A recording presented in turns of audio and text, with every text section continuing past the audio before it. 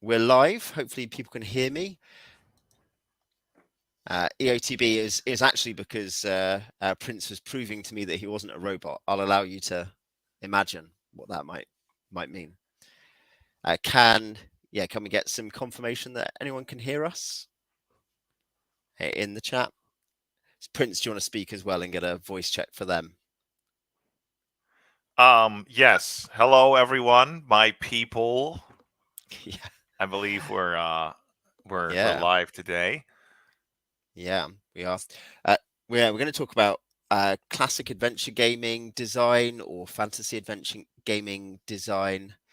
I think that was the general idea. We did have like a list of topics that were like, man, we should talk about these. And I think when we realized it was especially with Prince involved in the conversation, it'd be an 8 to 10 hour conversation. At the very least, that's right. Do you need any sort of introduction for your other audience? So I am. It's my channel. So if you don't know who I am, go and look at something else. My name's Owen, and this is Prince of Nothing, who, amongst other things, reviews D&D. Do you want to introduce yourself at all, Prince? I guess I'll take the opportunity. Yes. Well, hello everyone. My name is Prince of Nothing. I'm an OSR blog reviewer, occasional module author, and also the purveyor of the famous and infamous No Art Punk competition, which has been hammering the OSR for its third consecutive year now. It's a design contest focused on sort of getting back to the the essentials and the things that make D&D work and great again. It's like the Mongol horde of Dungeons and Dragons, isn't it? It kind of is the sword of God. It sort of kills everyone, but it's understood to have a providential purpose. I do believe so, yes. That is what the spirit voice of Gygax whispers to me every night. You, Prince, are the sword of God. That's right. Great. Okay, so we've got a general topic, and we'll just see where we go for maybe up to an hour. Basically, the topic is more or less what is classic D&D adventure design? How does it work? How does it not work? How does it fail? And I suppose we'll just talk about that. So I'll put it to you, Prince, first, just so that you can do our definitions for us. What do you and I mean by classic adventure design or classic D&D adventure design? Well, the idea I get, or what I would assume you mean by that, is like the sort of style of adventure design that was sort of prevalent in really TSR era D&D between I would say about 1978 and maybe at its latest 1984. You had a sort of like there was like a sort of small period of time, maybe a little bit before that as well. There was a style of adventure design that was popular then that in the early OSR, became popular again, where and this is unlike really most other eras of RPG design. Adventures, they were made not so much as like stories, but they were made more like like I guess the sort of interactive, like I guess video game maps or scenarios is probably one of the best ways to sort of put it. So what you get a not so much a plot that you unfold or you inflict upon your players, but you get a. What do you think about Die Vecna Die? Die Vecna Die is amazing and beautiful. I love it. I do still have to reread it. As an interactive experience, yeah. Anyway, sorry, back to what you're saying on the note of not unfolding a story on your players. But yeah, we'll go back to Die Vecna Die, which is a strange hybrid of classic era D&D and the ravages of 2E. We'll get into that. So with and this monologue is going to take up like really most of your broadcast. I'll do a second broadcast myself, where really I interview myself and I finish this monologue. But like slightly different voices. Yeah. Yes. Yeah. I'll do them myself.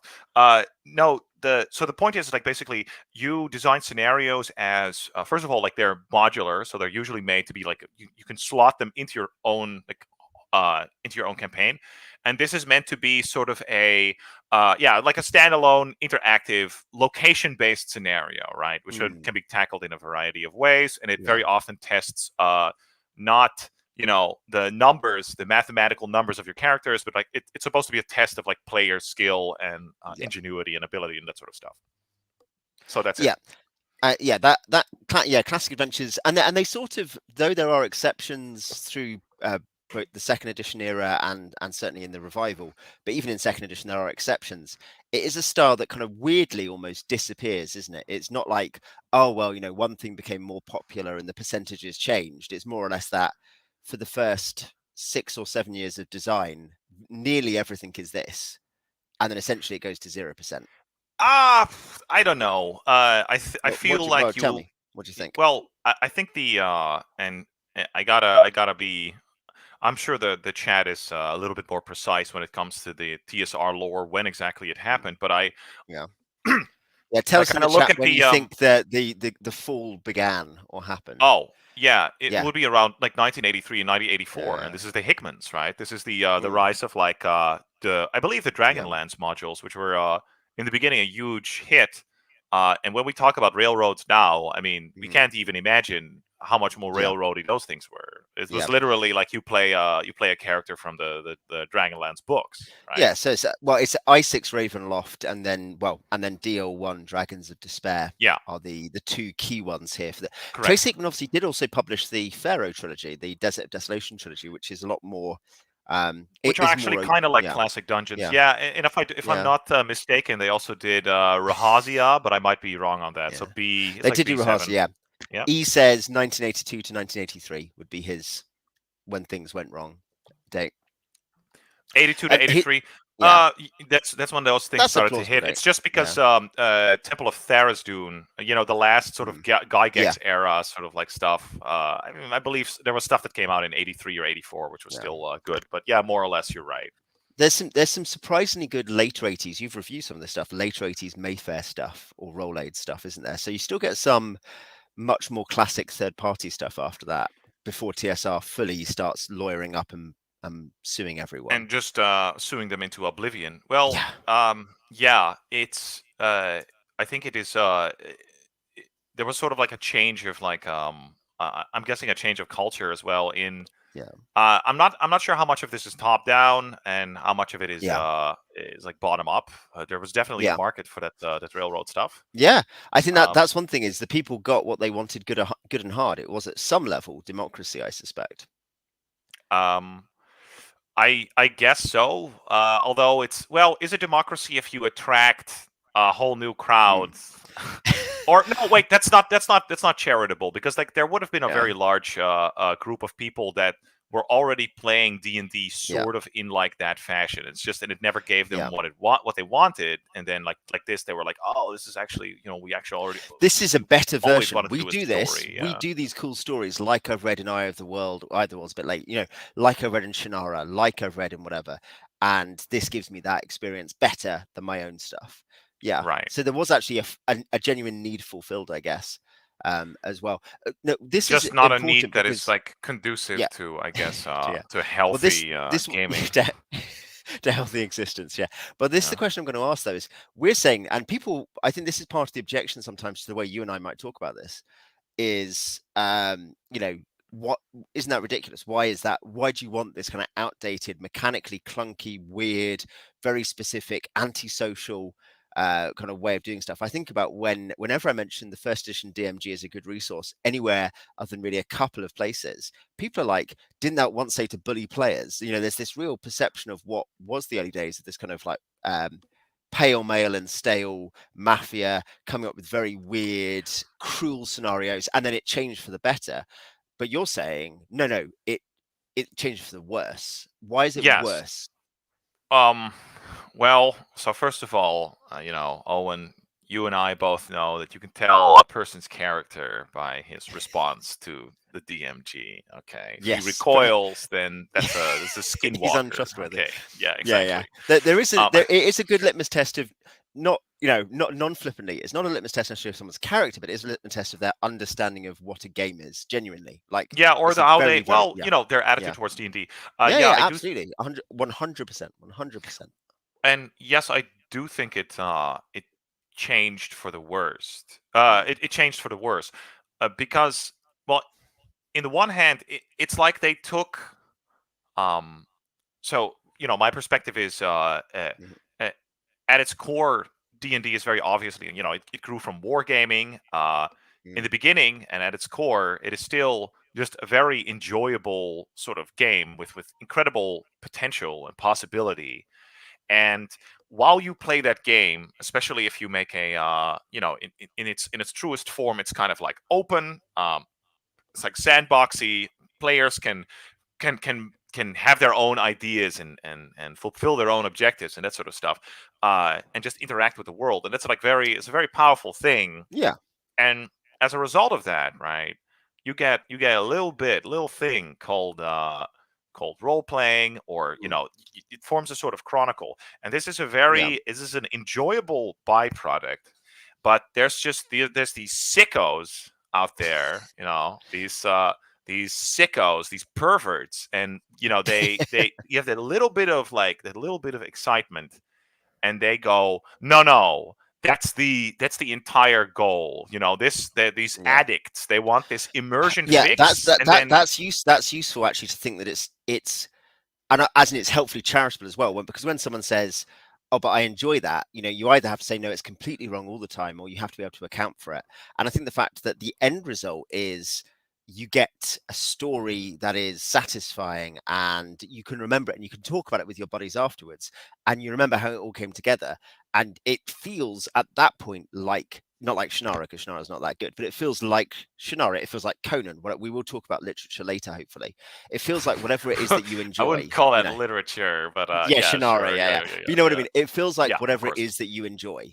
But right. then imagine you said, okay, the only thing we need to do is get to the end game. It's the same with anything. It's like it's what people would say. It's a bit of a modernity, isn't it? Of like instant gratification. We have to get to the end game. Like you say, it's an addiction to Well, feeling it, like you're an elf, it's, basically. yeah, I think it's also, you see this in, I guess, in video game design and in a lot of trends, is that something, hits the scene, and it's, often pretty good, right? Like, whatever, Ravenloft is pretty good, Yeah, yeah, it and it is. It is. and it did hit on something that maybe wasn't there before. Like, Mm, yeah, for people that are they're attuned to that sort of stuff, that like that sort of stuff. Here you go. Here's a little bit more than, there's orcs in this hole.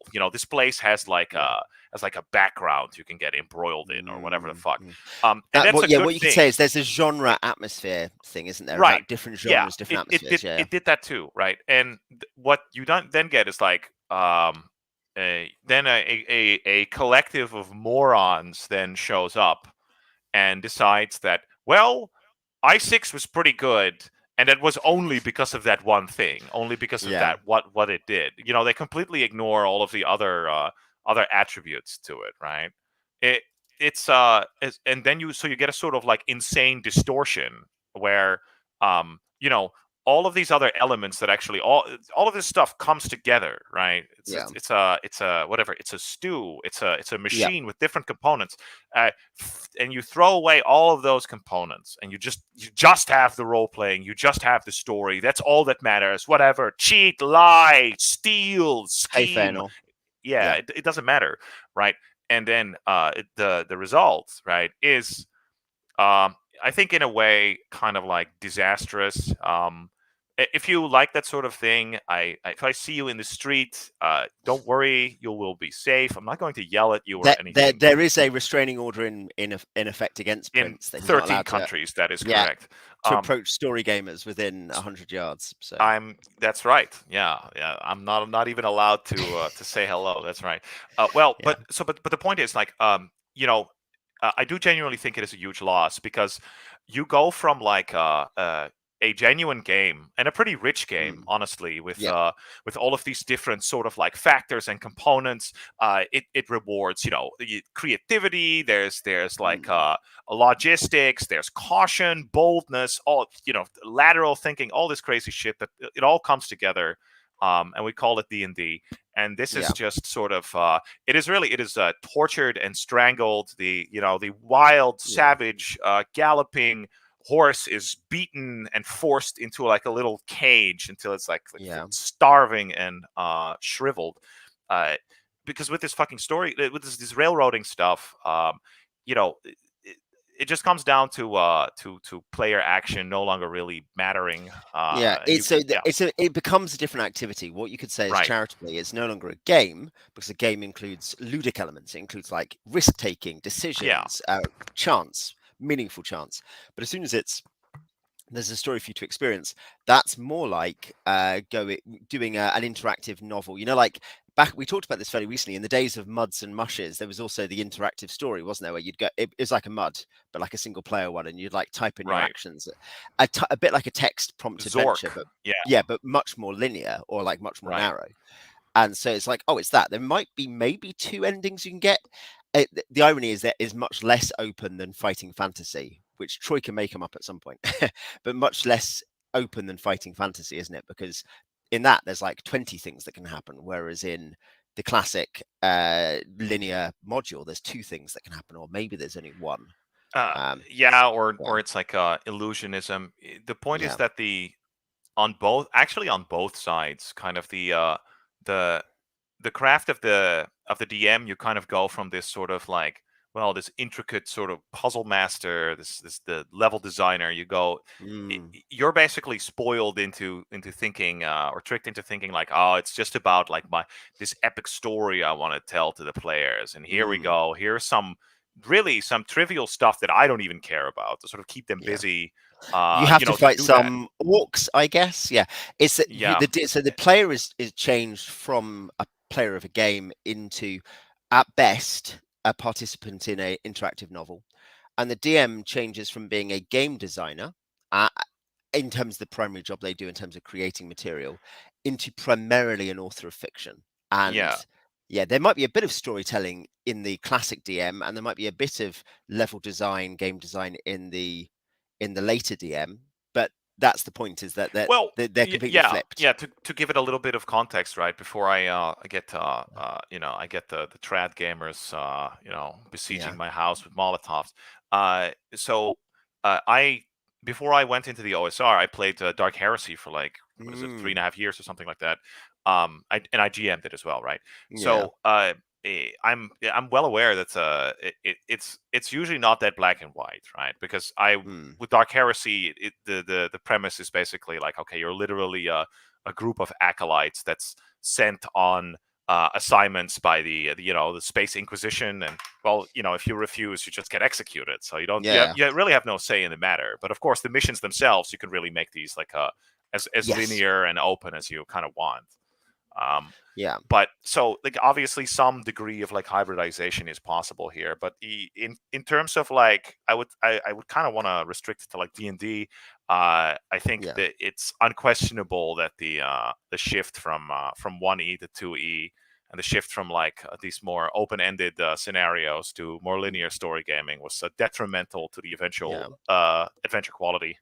So what about let's actually pose, because I think we need to find our limits. I mean, I know you've said some hybridization is good or even desirable, but let's go the other way. Is it possible? Can be. Is it possible? Because in that case, surely if the safest thing is for it to be a pure game, then the theme and the flavor, and we'll come back to this maybe in a different way later, but are irrelevant. Surely D&D is just a game. It's just a kind of a series of numbers. Like it's like you're the guy in a beautiful mind. You can see the numbers floating, and you've never seen anything. You've pierced reality. You're really in there. And that's all you need to have. And so all this other stuff is kind of irrelevant.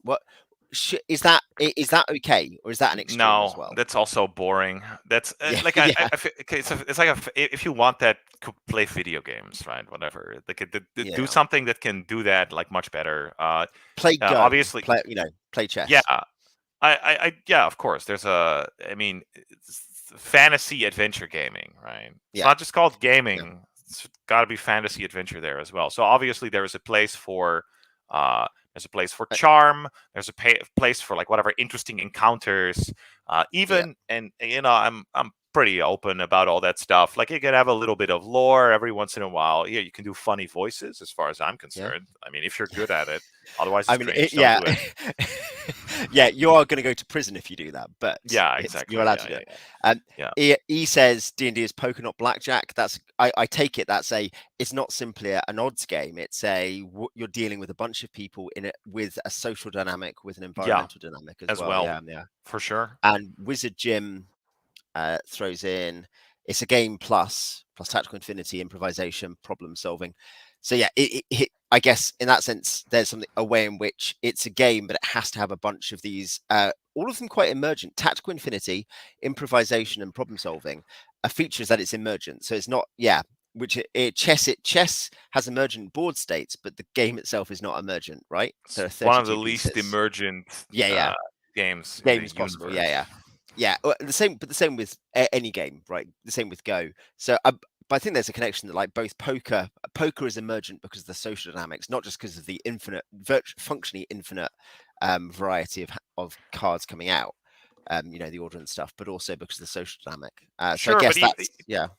consider such factors as like and I think Mm, we hit on this in this was on the Fantasy Adventure Gaming podcast mm, hosted by the brilliant Gus B yep.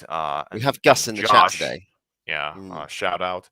Uh, we hit on this is that with you know the I think it's a natural state of the game that you have a sort of it should be a type of like arms race almost where the players they get they play with like skill and daring, right? And mm. eventually they're going to be able to get around most of the tricks that are in the DMG, or at least know how to handle that. So then the It's DM has to. pizza ready. It is fantasy adventure gaming, just to be clear. Yes, Fantasy that is adventure gaming. fantasy, or it's actually classical adventure gaming Yeah, podcast. I I think gotta say, yeah, that yeah, that that's yeah the that is fantasy adventure gaming. That is the term that Mr. Gygax used in mm, the DMG. That is yeah, correct. he did. Right? Yeah, Yeah, that's correct. yeah, yeah, absolutely. Yeah, Uh, uh, yeah, so I think yeah, you're talking about the arms race. So there's a thing where yeah. players are playing with. I do think that's a point to press on. Not too hard. It can be exaggerated in its own way because it can go to the kind of beautiful mind, pure numbers. Like, but you're playing with skill. You're playing with creativity and dealing with problems in a clever way. And then Well, your point is the DM is going to come back with like, and now this thing, and now this bigger the thing, DM and now has this to different. do that, and because the players can also and I believe a lot of the so at least some of these spells that are in the Mm, original PHB or Unearthed Arcana were researched by the players mm, themselves in response to yeah, yeah. certain problems.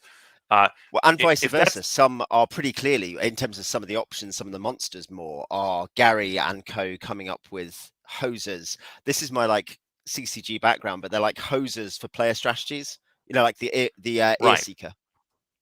The ear oh seeker yeah, is an escalation. Okay, I'm not punishing players for not wearing helmets in a bunch of situations. Even though that they should. So what do I do to do that? Well, if you're gonna, because you have to take a helmet off to listen at a door. If you listen at a door, there might be an ear seeker in it. That's the escalation, isn't it?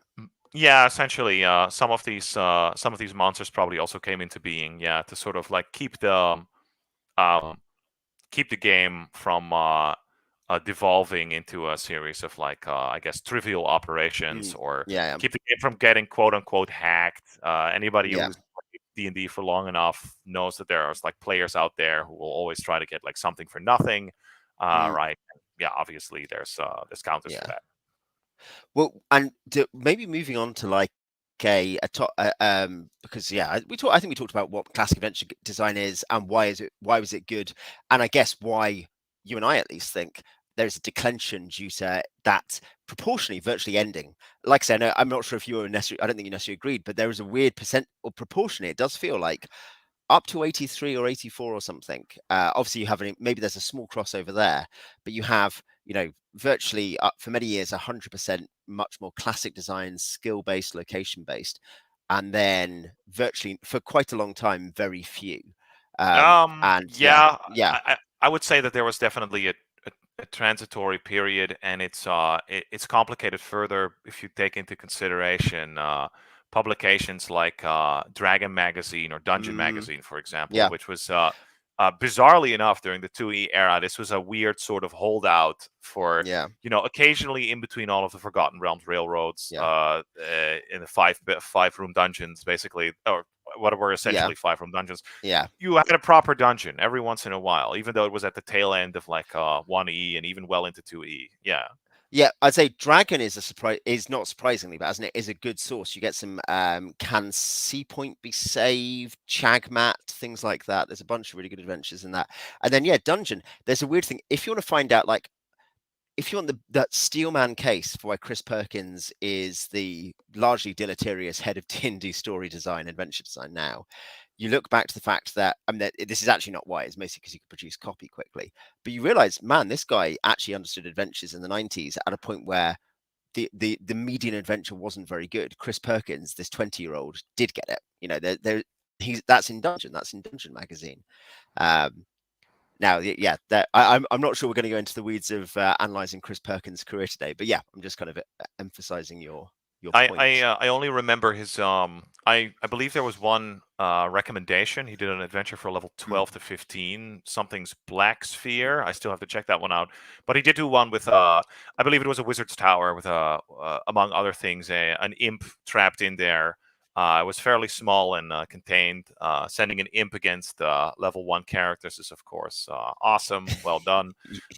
Excellent. Yeah, Yeah, but it did feel it does feel like when you read his early stuff that he was indeed playing, you know, D&D that would be a little bit more recognizable to us now. yeah, and he was, and but of course he's not the only, and I mean Same I with don't think Wolfgang Bauer, yeah. yeah, yeah, he's not the only one of these designers who you see, and this is not to go in hard against people I don't know and have never met, but like you do see this thing where designers basically get corrupted. Like you see these people, bright-eyed, bushy-tailed, turn up and start writing stuff, and then like 5 years later they're writing schlock.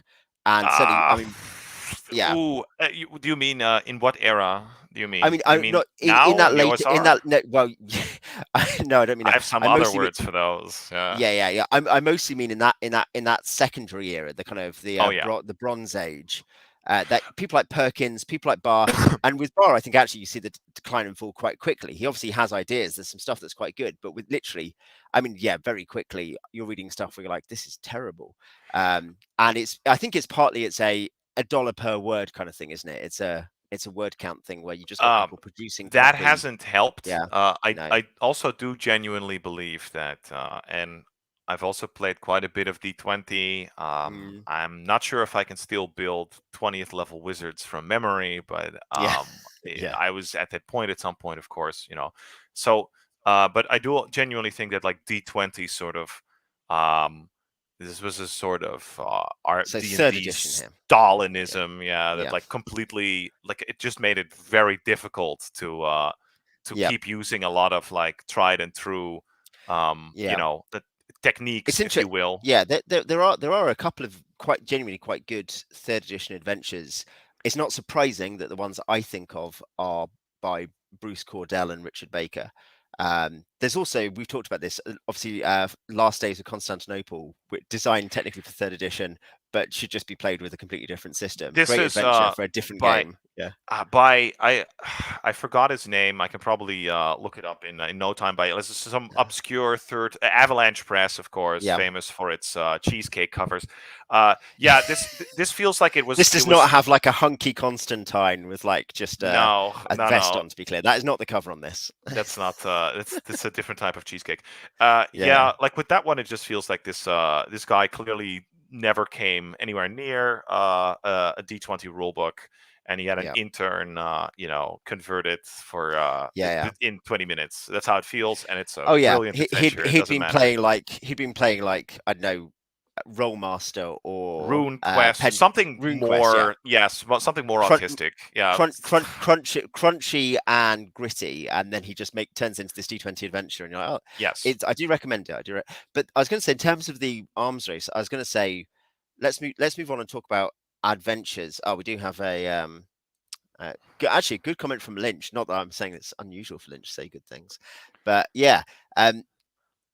Perkins, this is one thing I agree. Acquisition Incorporated is something where it's a bit like if you this is not the topic of today, maybe this is one of me and Prince's other 17-hour podcasts we'll do one Correct. day. But Yes. like talking about crit roll Acquisition Incorporated, it's actually a much more complex phenomenon than I think we appreciate. And one thing is because I realized for me, Penny Arcade got me into D&D to some degree. And I thought I was like, this guy Perkins, and I still think you're like, he's good. He knows what he's doing. He can get the play. He gives the players openness. He also kind of is engaging and gives them good situations and describes them. Oh yeah, He can play at a table. Yeah, I buy that. I've yeah. only seen one episode where he had the traditional dungeon D&D cartoon dungeon master garb on, which was quite something, including a bald cap. But it's pretty hard for me to imagine these episodes without Joss Whedon. No, not Joss Whedon. Will Wheaton, who shits them up. So that we'll have to agree to disagree. Hello.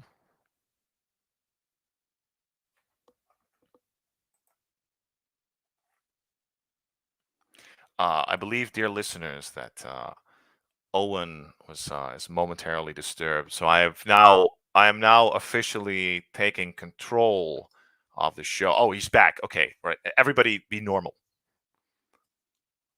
We can't hear you, Owen. Nope, Oh, can you hear me now? we can hear you now. What's going on here? Yeah, I was so Nothing excited suspicious. in. Yeah. That I smashed everything. Um, yeah, you were saying you'd seen him with the classic D&D cartoon style. One episode of Chris Perkins. That's what I. Oh yeah. Yeah, Sorry. No, he, yeah. It's like he's fine. It's Will Wheaton that is yeah, unbearable in any yeah. format. Yeah. Hey, there are some very good Wesley Crusher episodes. I think there's this Will Wheaton The one where he actor gets guy from stabbed about. by the boar man. Yeah, yeah. No, there's that the one where he comes back and him and Ashley Judd have a thing. That's good. The There's one the where he one where travels the he's like, universe with an interdimensional space pedophile named the Traveler. Yeah, well, they're all the bad. worst thing about that is like that episode. I'm not even joking. That should have been such a good episode, and then you're just like, this is the most disappointing thing I've ever seen. But he has like Oh there's that, man. and there's the First Command, is it whatever? The one where he's at Let's the save academy, all if you this like. Star Trek talk for Yeah, for it's great. another occasion. So We'll be here no, another okay. So hour. this is now the Owen and Prince Star Trek talk, guys. Yeah, for Tell sure. everyone. Yeah, But yeah, yeah. so yeah, you said you saw Perkins do this cartoon. Sorry, that's where I clocked out. Were you just saying that like, and that was good? I guess that's what you said. Oh, where I was like, yeah, I'm pretty sure that guy was reasonably entertaining. Sure, like Yeah, DMing is more than just whatever rules, knowledge, and that sort of stuff. Yeah, of yeah. course, it's a There, very there is. large I part think of that's the thing personal about it being a magnetism. social aspect. Again, this Yeah. has been touched on in a recent conversation we did have about like you've got other people who can write versus people who kind of understand the genre but can't write design. And I think there's obviously that separate thing of other people who can be at the table and run a good game but have no idea what they're doing in terms of writing and vice versa. And I think that's probably true, is that you probably have some of these people who are I actually this is our friend John Roberts, who I don't think is in the chat today. He talked about playing a game with Zeb Cook of a certain Vecna module, which and saying actually it's quite entertaining and engaging. Like it was a pleasant experience whilst being a really frustrating that was a game. side effect of the Yeah. chloroform that Seb Yeah. used on him. Yeah. But that's the point. It was a bad game, but like an intro, I kind of play, and you're like, oh, that's weird, because normally you'd think a bad game. You're aware this is a bad game, but of course there is a social dynamic where you hang out with your friends, and yeah, playing a really bad game is actually unpleasant. But if you're just like playing, you're just playing. I don't know. When I play my first Carcassonne with my kids, I'm not entirely like, up needing to have it be wholly ludically satisfying. And I think it's the Oh, same thing, isn't it? oh You know, yeah, that socially and I we think enjoy stuff that that is would not make good. reviewers maybe like maybe us reviewers we would say that's nonsense, but of course it's true that listen, you're going to have DMs that are really barely literate, that maybe like have only read uh maybe not even half the fucking rule book. I should swear less. My Yeah. apologies. So Yeah, they literally right. don't even know the game. Yeah, yeah. They're Real phenomenal. barely Real aware phenomenal. of where they are, right? But they're engaging. They know how to handle like the crowd. They're quick on their feet, and so even Hmm. though Hmm. if you peer under the hood, you're not going to find like a Ferrari, right? Yeah. It's still like they just understand how to run a game. You could probably literally put them in front of you could give them any game and they would do a pretty good job at it. Yeah, of Yeah. course. That's real. And I guess if you could align that, what you could say is if you could align that to the autist brain, basically, you Yes. could. That is And you have the the game. ultimate warrior. Yeah, no, Yes. genuinely. So in terms of the arms race, this was like 10 minutes ago, but like in terms of the arms race, we eventually get to S1, Tomb of Horrors. So we touched on a couple of other modules, but this is part. And you think about S1 being is it the first TSR module published, like as in standalone module? Um, I'm happy to be corrected. Uh, I believe the chat will be able to answer that. yeah. It's a little bit complicated because a lot of these early modules Mm. debuted They on in they tournaments. had No, it's limited. not They the had first. No, no, no, no, no. It's definitely not the yeah, first. For yeah. sure not. Maybe if I had to guess, I would say maybe G1 is one of the earlier ones. It's definitely not Yeah. S1. Yeah. Uh, he, he suggests that the logic of the story gaming DM is that I'm running a bad game, but people want to spend time with me. I think the point is that to do that, you don't need D&D. D&D is like maybe even an impediment to the fact that you like your friends, Yes. or it may be a social lubricant that helps with people who are just a bit less good at social interactions. Like that, I mean, I think that's true. I mean, you could say it's a misuse of the thing in the same way. It's a bit like yeah, I started going to church or mosque or something just to hang out with people. You're like, maybe that's a misuse, but you see people actually do that, don't they? You know, people in real life actually often misuse things. Yeah. Well, Uh, so if you see that as a validation, on the one hand, I mean, I guess it's flattering, but you shouldn't take it as flattering because it means that that's not enough. Yeah, yeah, obviously you're bad you at should your job. as a You, DM, you should always be thinking like, okay, wait a minute, like what can I improve, right? Like what can yeah, I get a little bit tighter, right? yeah. Because if you don't do that, then you're going to get complacent. You're going to start coasting too much. Well, maybe And you want to eventually, in get a fact, nice rhythm, but you know, and you see, and eventually your players will not want to do that thing. So the arms race does end up, and this is relevant to No Art Punk 3. With which is your desire to kind of get more high level content out there. And this is interesting because the high level content is both antithetical to what sometimes gets termed mudcore, and also a lot of the rules light stuff, which um you could, when you're talking about, you know, people don't read the rule book, rules light is not wholly or solely an attempt to address that, but it's a recognition that a lot of people do not want to read 120 or 180 page rule book or two of them. Like think about first edition, you're talking about, you know, pushing net 400 pages. They want to read something that's like 6 or 10 pages, just run it, have a good time, whatever. We're not going into this now, to be clear, but I think the high level content is the opposite of that because it requires density, depth, lots of content, lots of mastery and skill. And both Mudcore, at like the very nitty gritty, the good Mudcore is Warhammer Fantasy role playing game, for instance, the very nitty gritty, brutal, violent stuff. And the rules lights can never go there. You have to have a big, sprawling system, a decadent Baroque system with all these options. well, okay. Yeah, So I hardly think that the I wouldn't call Swords and Wizardry or even AD&D. Maybe it's a little bit baroque, definitely because of the way that it's like written. It's a yeah. little bit difficult to pierce. But yes. So with my the first two No Art Punk competitions, Mm, were pretty uh, pretty clear. Had a pretty open goal. I wanted to sort of like um, get people away from just sort of this loosey goosey approach to the to OSR writing, where it's like, oh, whatever, it's all about creativity and that sort of stuff. No, it's not. It's about Mm. implementing your creativity through the medium of a game, right? You do have to understand that game. So as a design Yeah. exercise, I basically said, like, okay, yeah, you only get one monster, one treasure, one magic item, and maybe one spell if you want. And that's it. You have to do the rest. You have to pull those from the book, but you still have to make a fun adventure. It's like that people would want to play, right? And the Yeah. results actually were pretty good. Like, people come up with pretty interesting Yeah. things. They just start to It's think about, like, okay, I don't have new monsters. What can I use, right? it's an interesting iteration in the great, essentially eternal aesthetic and artistic clash between classicism and romanticism, isn't it?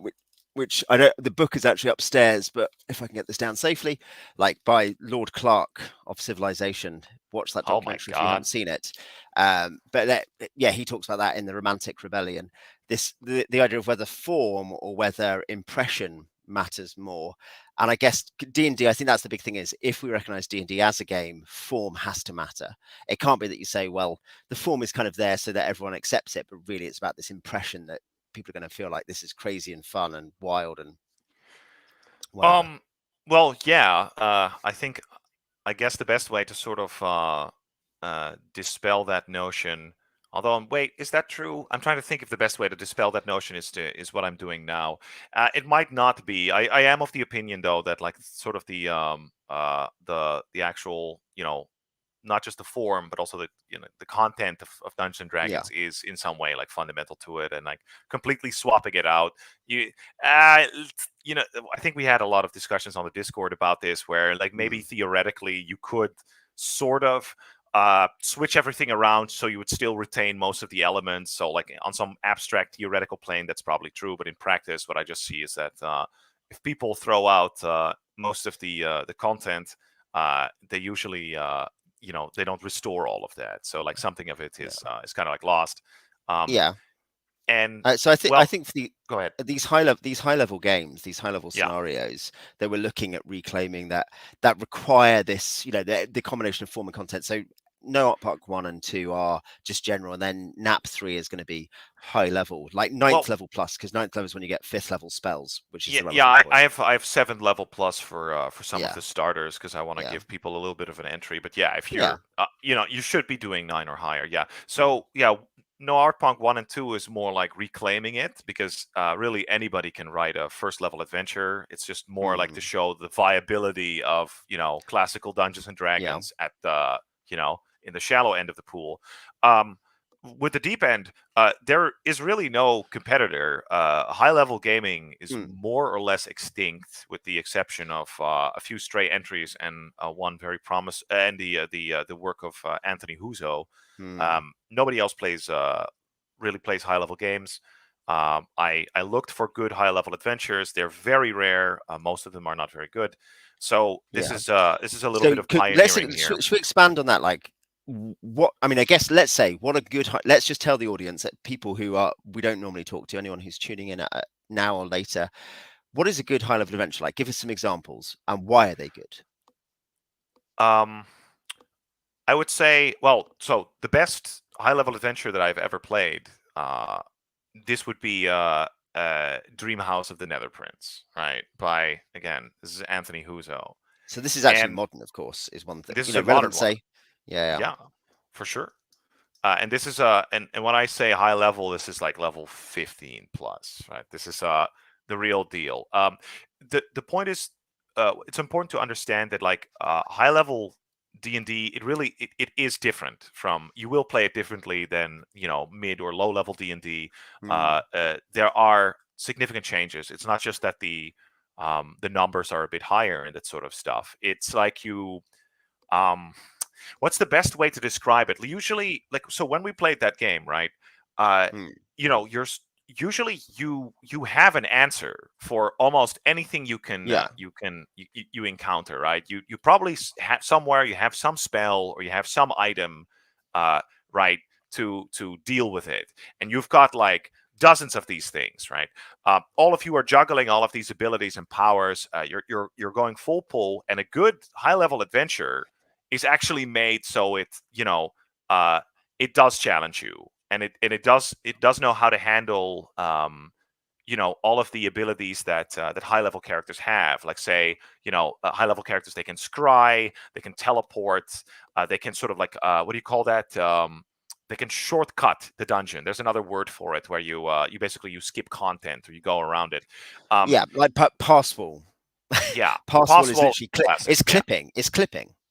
Like, yes, man, to do the speed run, you clip through the wall in this you clip dungeon, and through then the you see wall. You then you go see past. Dagoth. Then you Right. go and fight Yeah, Dagoth. Yeah, yeah, it's instead of the fighting the 18 fire giants, we're just gonna cast pass wall on this little corridor here and go yeah, immediately to the high level cleric, and then kill him, and then yeah. cast teleport without error, and then bam, we've already Yeah, scried it, I think etc. that so yeah, which by the way, I guess you could say let's be, part of the enjoyment and appeal of D&D is as a certain sort of, and I use this term very in a very bounded sense, but power fantasy, in the sense that you are like doing something cool, you're having fun, you're like, man, that was amazing.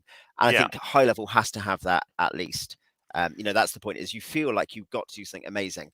And there's different appeals to different tiers. The first to third, first to fourth level stuff, particularly the first to second level stuff, there's the sense of like chaos as you're desperately trying to survive. You're trying to work out how things work. You're trying to get tools together. You're trying to get your first level up. And then it gets into the mid levels, your fourth, fifth, sixth, seventh level, and you're starting to be able to like do stuff, but your big objectives and the big challenges are still kind of very hard and beyond you, and you're kind of working out how to approach them. And then you get the high level stuff where you can just you've got no clip on, basically. Yeah, or yeah, most of the things that you encounter actually have to be afraid of you. Yes, it's true. Yeah. Or you can, what is it? Another, obviously, another. If we go for the definition of high level adventures, like 9+. Mm. Gary Gygax's GD series is very good. I Yep, personally yep. don't care that much for Q. No, I don't think And many people do. I am currently running the G series, which is great fun. Like, I think I put some pictures up actually recently. But yeah, they're really good. They're really good. It was the first D&D review I put on this channel was G1 to 3.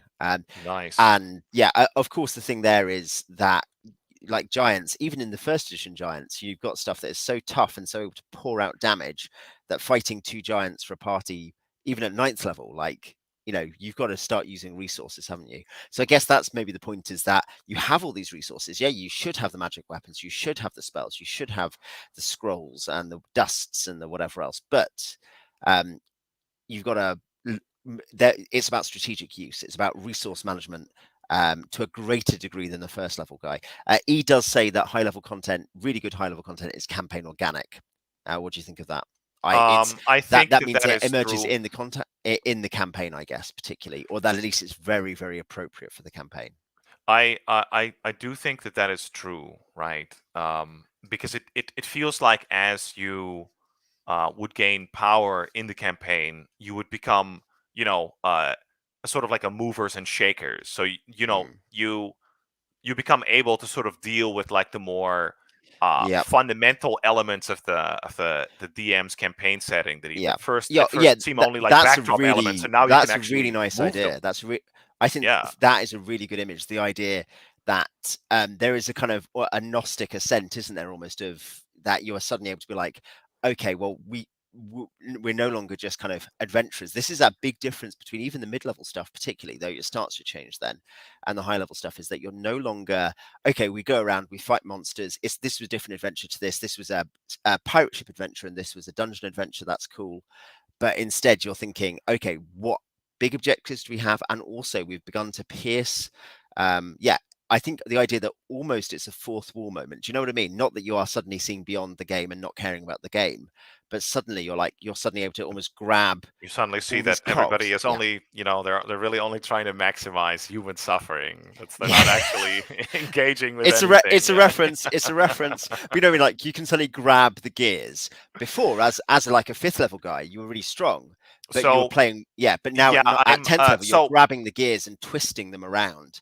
And yeah, the and good DM is creating content and running the content so that it doesn't matter that you're twisting his gears. He doesn't care. He loves it. He's like, yes, do it more. Like, it's, yeah.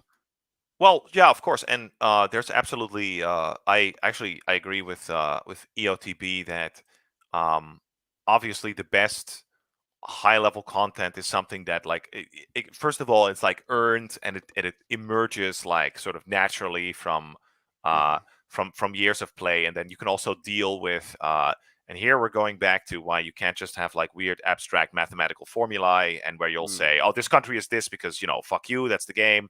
Right, Yeah, if yeah. you've actually put in a little bit of effort, right, then there's actually something in your world that's worth engaging with when you're no longer Yes. a dirt grubbing peasant. And that's So big for that's Gary, of course, is that yeah, you see his players as they get high level characters. They have stables. This is not about adventure design, but stables are an important part of why classic adventure design works like it does. I think that's probably slightly beyond us today, but like the fact that you have different characters for different roles, um, and the high level guy, the 12th or 15th level guy, has a domain and he has retainers, and he comes out, and this is exactly what S1 is about. He comes out like the A team, or like I don't know, yeah, like for one last job. He's a gunslinger who puts in his 6 shooters one last time for one more mission, because this is so big, it's threatening his domain, it's threatening his allies, all the things they've worked for over the years, and so they have to go and deal with it. yeah, Yeah, I agree. Although maybe it's very satisfying to have like a party of level 15 characters, and then you have to fight the bad guys, and it's just 50 orcs that yeah, got lucky. But then yeah.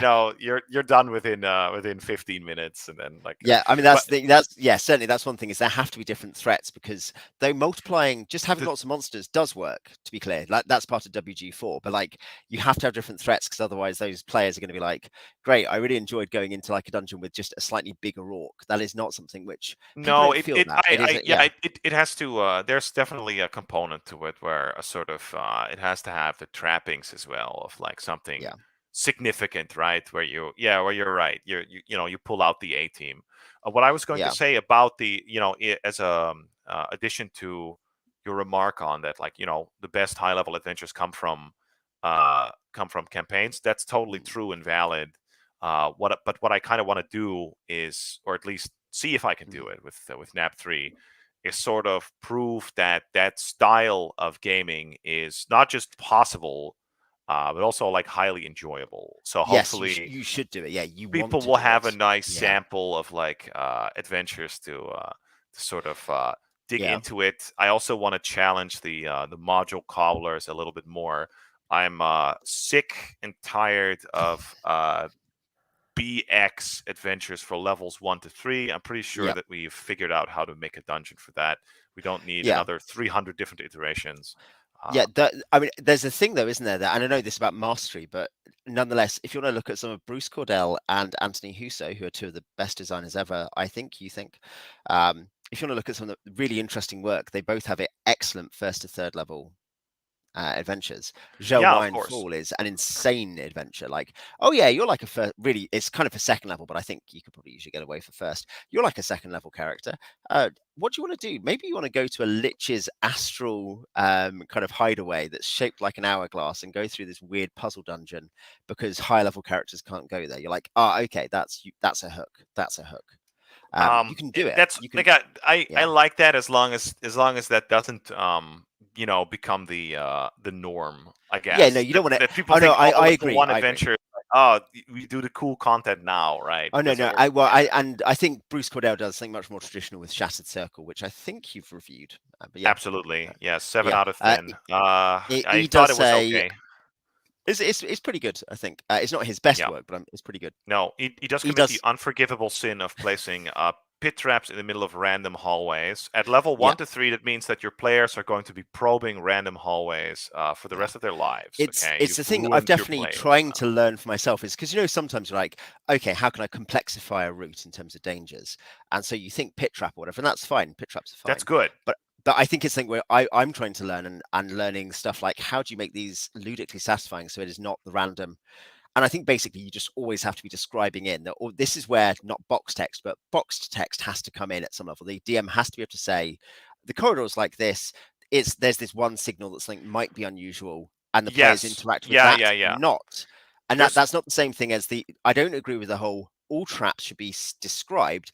The trap No, is like this. That's bad. but The people you just think those people obviously don't get why traps are fun. They're like, oh, what's fun is that you solve them. You're like, no, it's that they are like a variable danger.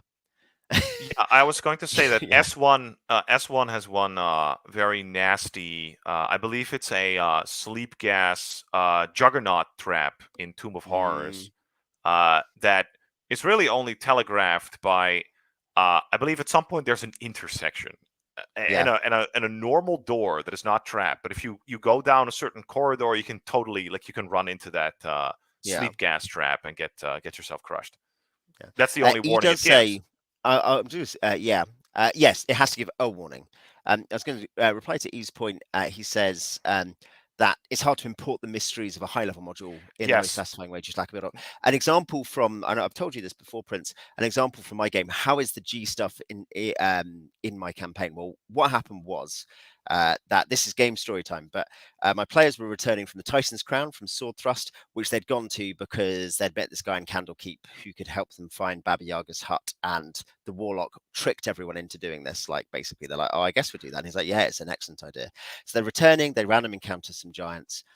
Then they random encounter giants again at a later point in the same region, and I'm like, okay, so these guys are You obviously were sent to like one avenge. time is Yeah, yeah. coincidence, but two Twice time has is to be intentional. Yeah. twice has to be enemy action. Yeah, Yeah. that's right. So I was like, this is revenge. And I was like, okay, in that case, it's going to be connected to G1 to 3.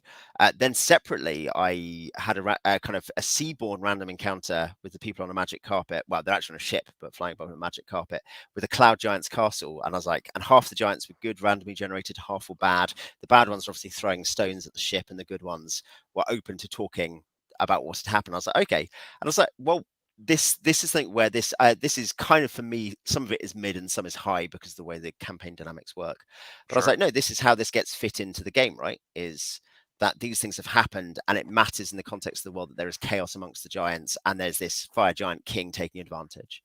And yeah, like I think he's right that if you don't have something actually organic and emergent in your game, you're just like, I mean, you could Well, say I'm so just going to have it, but like I think it's good if the players understand it's actually part of their world and it's happened naturally rather than like I guess I have to put in a high level thing. That is well, probably a bad bit of in case of campaign building.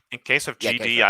I would venture that uh, it would work pretty well in most campaigns because Mm, it kind of relies on a sort of built-in hierarchy that's mm, established by the DMG, right? A sort of the food yeah. chain, and you if you look at all of that,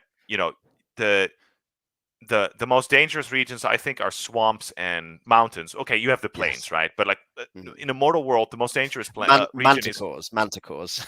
right Those is guys. mountains and swamps and giants and dragons are kind of like at the top of the food chain.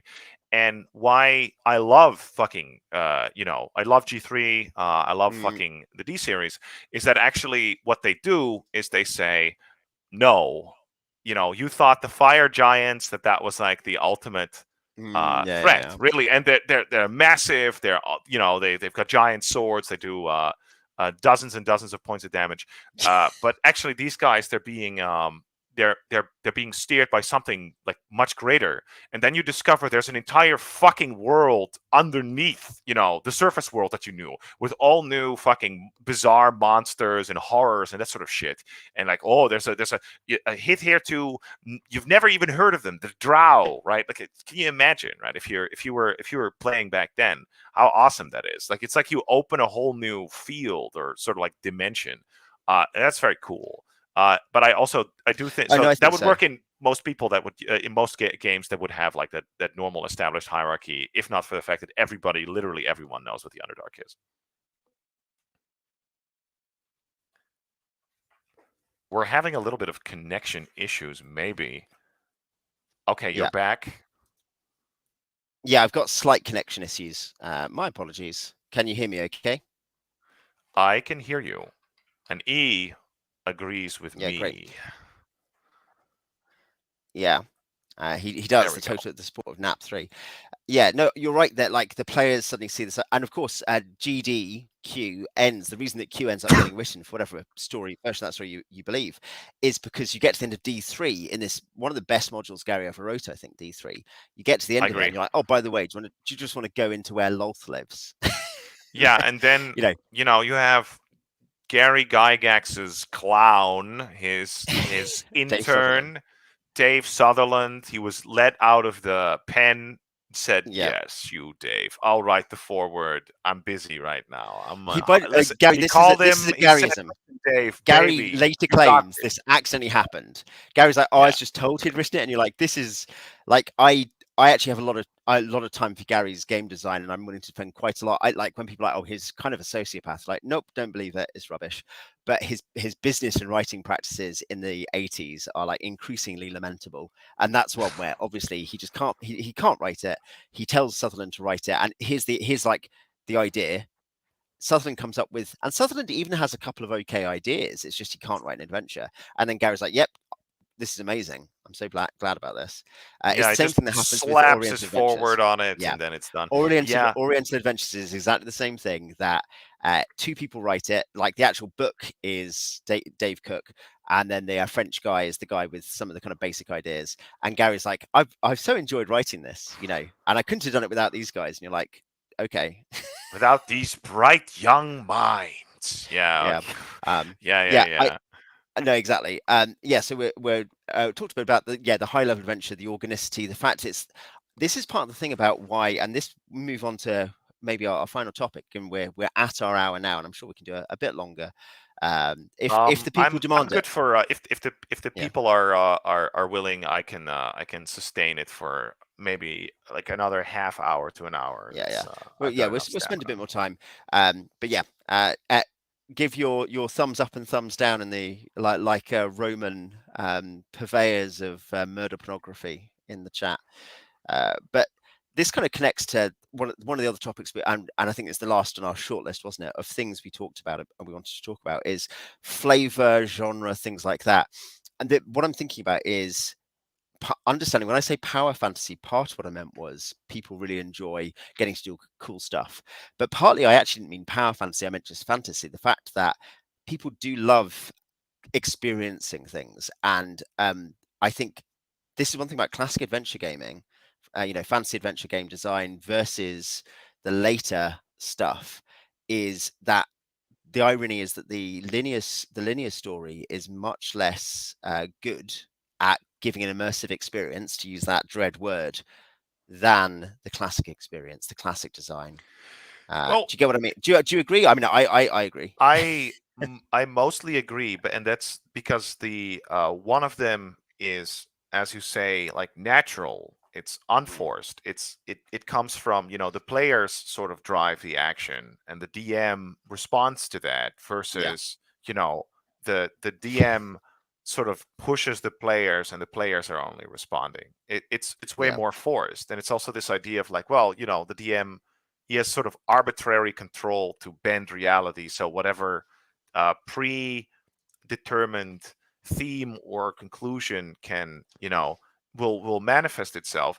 That's There is something fundamentally inorganic about that, and yeah, obviously you can become pretty good at this sort of ledger domain. It's not true that any sort of like whatever story or consistency or meaning or whatever the fuck yeah, the theme that you put in your adventure that is automatically it's all trash.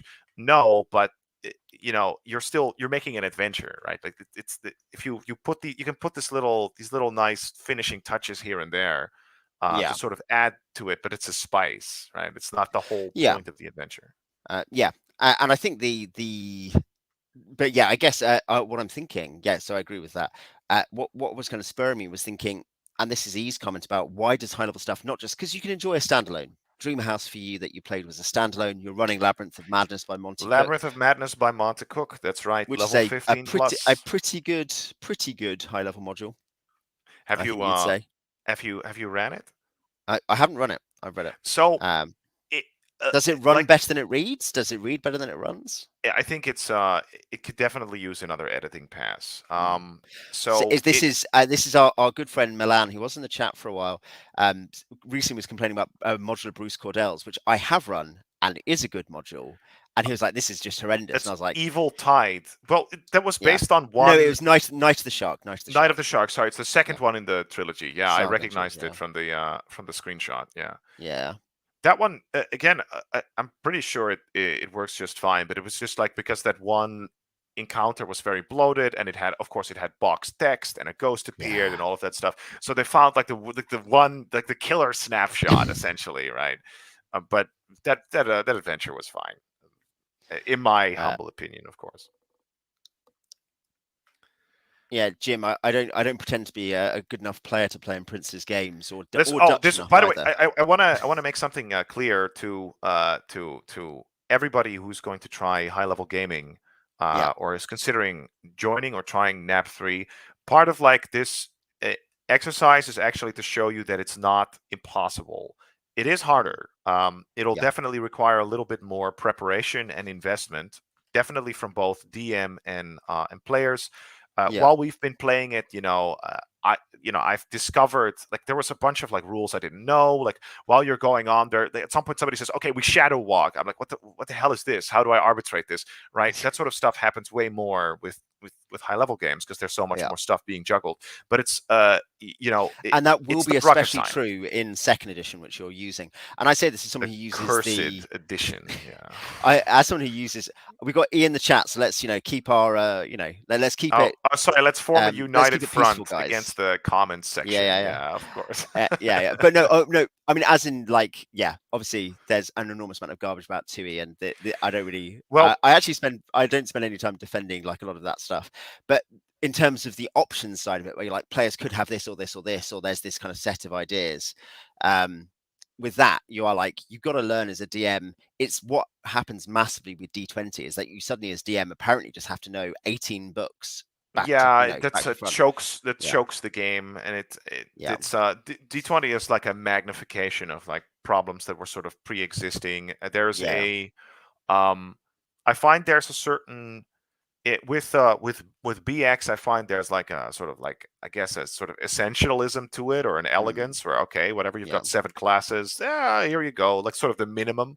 And with yeah. AD&D, it kind of feels like okay, this is probably all that you're ever going to need. Maybe somebody can That's come very up with kind like of a you. nice That's class. exceptionally kind of you. he's okay, he's comparing second edition to my ugly girlfriend. Oh well, I I don't mean, have an ugly girlfriend. I have a beautiful wife. I have a But beautiful fiance, yeah, so I admit the second edition DMG is, which I have here, is one of the ugliest girlfriends that has ever oh, you've got that uglied. one. I had the Yeah, when I started I also playing, have, I of had the course, revised to be clear. the black one. Yeah, are you Yeah, showing your 1E? Yeah, yeah, yeah, for yeah. sure. Obviously superior. Our friend Airdrie, as he often says, even though he likes the 2E PHB and stuff, is like 1E DMG. Basically, almost forget. Like, there's a couple of changes and clarifications which are useful, but you're like, nah, it's virtually a useless book. Uh, Um, yeah, yes, I find myself sort of frustrated by there's a certain ambiguous wording yeah, to the 2E DMG, which is a little annoying. I was actually shocked how bad the stat block was for the in the Monsters Compendium for the Beholder, to the point where I yeah. actually had to I think I dug up a copy of the Monsters 2E manual. Monster Manual, Yeah, yeah, which yeah, was better. Right, yeah, yeah, it's little things, but that you actually do notice that certain things are like a quality of life either improvement or the right quality of life reduction, like say yeah. speed factor Indeed. being added to initiative. I was all on board at the beginning, but then now I'm like, this is actually very cumbersome. Now I have to do an extra sort of Yeah. calculation every time. Yeah, I was going to say, without arguing the superiority or inferiority of the rule, I don't find it that bad. As I say that in the context, like, It's manageable, right? You yeah, figure out, you train your players yeah. to know their And own I speed think you factors of also the stuff that they you do, and also then it's decide fine. that is the thing, like, where there always is rules load. We should get back to the topic, but there's Yeah, always rules load, and you just got to decide where the rules load is. And it's one right. problem about a coherent game system, which AD&D is, and which second still mostly is, I would say with so. some exceptions, is a coherent one. You don't want to start messing around too much with stuff. You want to be like quite careful.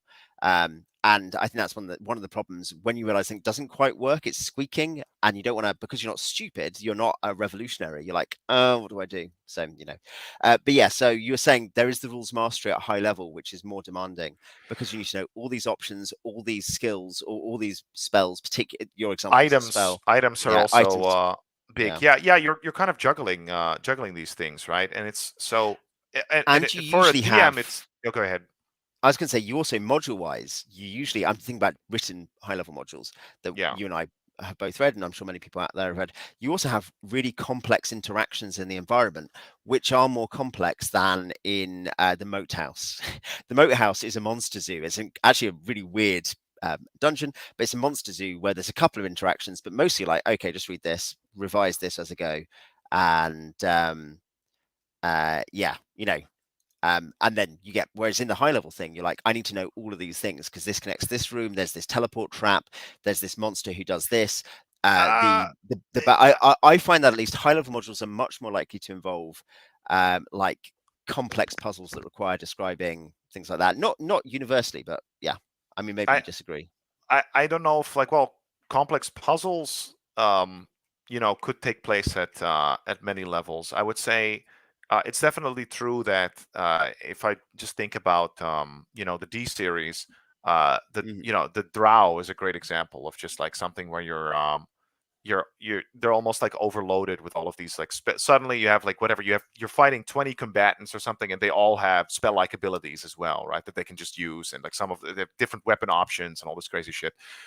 So that's definitely there. I will say most adventures actually most high level adventures kind of fuck this up because they're just writing Yeah. for writing Story. a mid-level adventure for a high-level group, so everything has bigger numbers, but then it's still like, okay, just one monster, but it's really tough. That's never going to, that's never going to be more than a speed bump very often. There's only a few cases where you really have something that's like properly it's like properly challenging the players. That's why the challenge with this high-level module stuff is that um you have these players, right? And they have all of these resources at their disposal. Very often they're probably going to die because they make a mistake, not so much because because they're very unlucky, but more because they forgot they had something that maybe could have saved them. uh, but you have to challenge that. You have to get them in a position where they actually have to use up their resources, right, where they're actually being pushed. But you don't want to push so hard that they get utterly buried. Prince, you need to have 5 encounters a day because that's enough to use up their healing surges. Didn't you hear? Oh yeah, That's yeah, the one. yeah, yeah. Well, Good. look at imagine, right? Like what they're doing right now is because Labyrinth of Madness actually it it doesn't exert, right, like a time pressure. You don't have random Mm, encounters and that sort of stuff. So they can, you can actually afford to like, okay, we're just going to scry a little bit more. Okay, here it does have like some nasty traps every once in a while. Like uh, Labyrinth of Madness, it has a limited sort of, as a dungeon, right, a limited ability mm. to sort of recover from incursions. And to deal And with players, yeah. So and it's there's just, there's all these little the booby traps and complications that are all like buried in there. So it does really feel like as you're going in, you get these vicious sucker punches every once in a while, which is actually kind of nice. yeah. Yeah, I was going to say, and I guess there's a place for that in terms of the diet you give your players, if you want to put it that way, like different styles of adventures and ones where, but I think, yeah, you're right there. It could be a lack, and I know you are slightly correcting that or think about correcting that, but that Labyrinth of Madness specifically may not be react enough to players. Some of this, I think, and I know this from my own adventure writing, when I read adventures where I can tell that it won't survive contact with players in terms of there's not much going on, there's not probably some of this is that it's been run once and then been published, or it's been, like, and The you get the this when you look at, once yeah. is very optimistic. Really, Well, once I'm is talking about for yeah. TSR stuff. Oh Generally yeah, speaking, you are talking about one or two groups running it. That, I mean, to give them their very limited due in a period where they maximum. didn't At do some very good point, work. I Yeah, think under yeah, under 2E under Lorraine Williams, they stopped playtesting altogether. yeah. And no doubt, I wouldn't be surprised. But I mean, are you looking at stuff? You're like, okay, so these are playtesters. I think Golden Voyages, for instance, had 2 groups on it, which is I quite like. You think is interesting, but not amazing. Um, and I I think read you're it right. a Okay, long great. time ago, but I Yeah. have read it. Yeah. Yeah, but there's like, you're like, okay, great, 2 groups did it, but do you think that Zeb Cook, for all his skills and significant limits, then revised the text to become much more engaging for players? No, I don't think so. I think what happened was you checked stuff at a basic level over like a 2-month period in groups in the office, and then you just printed it.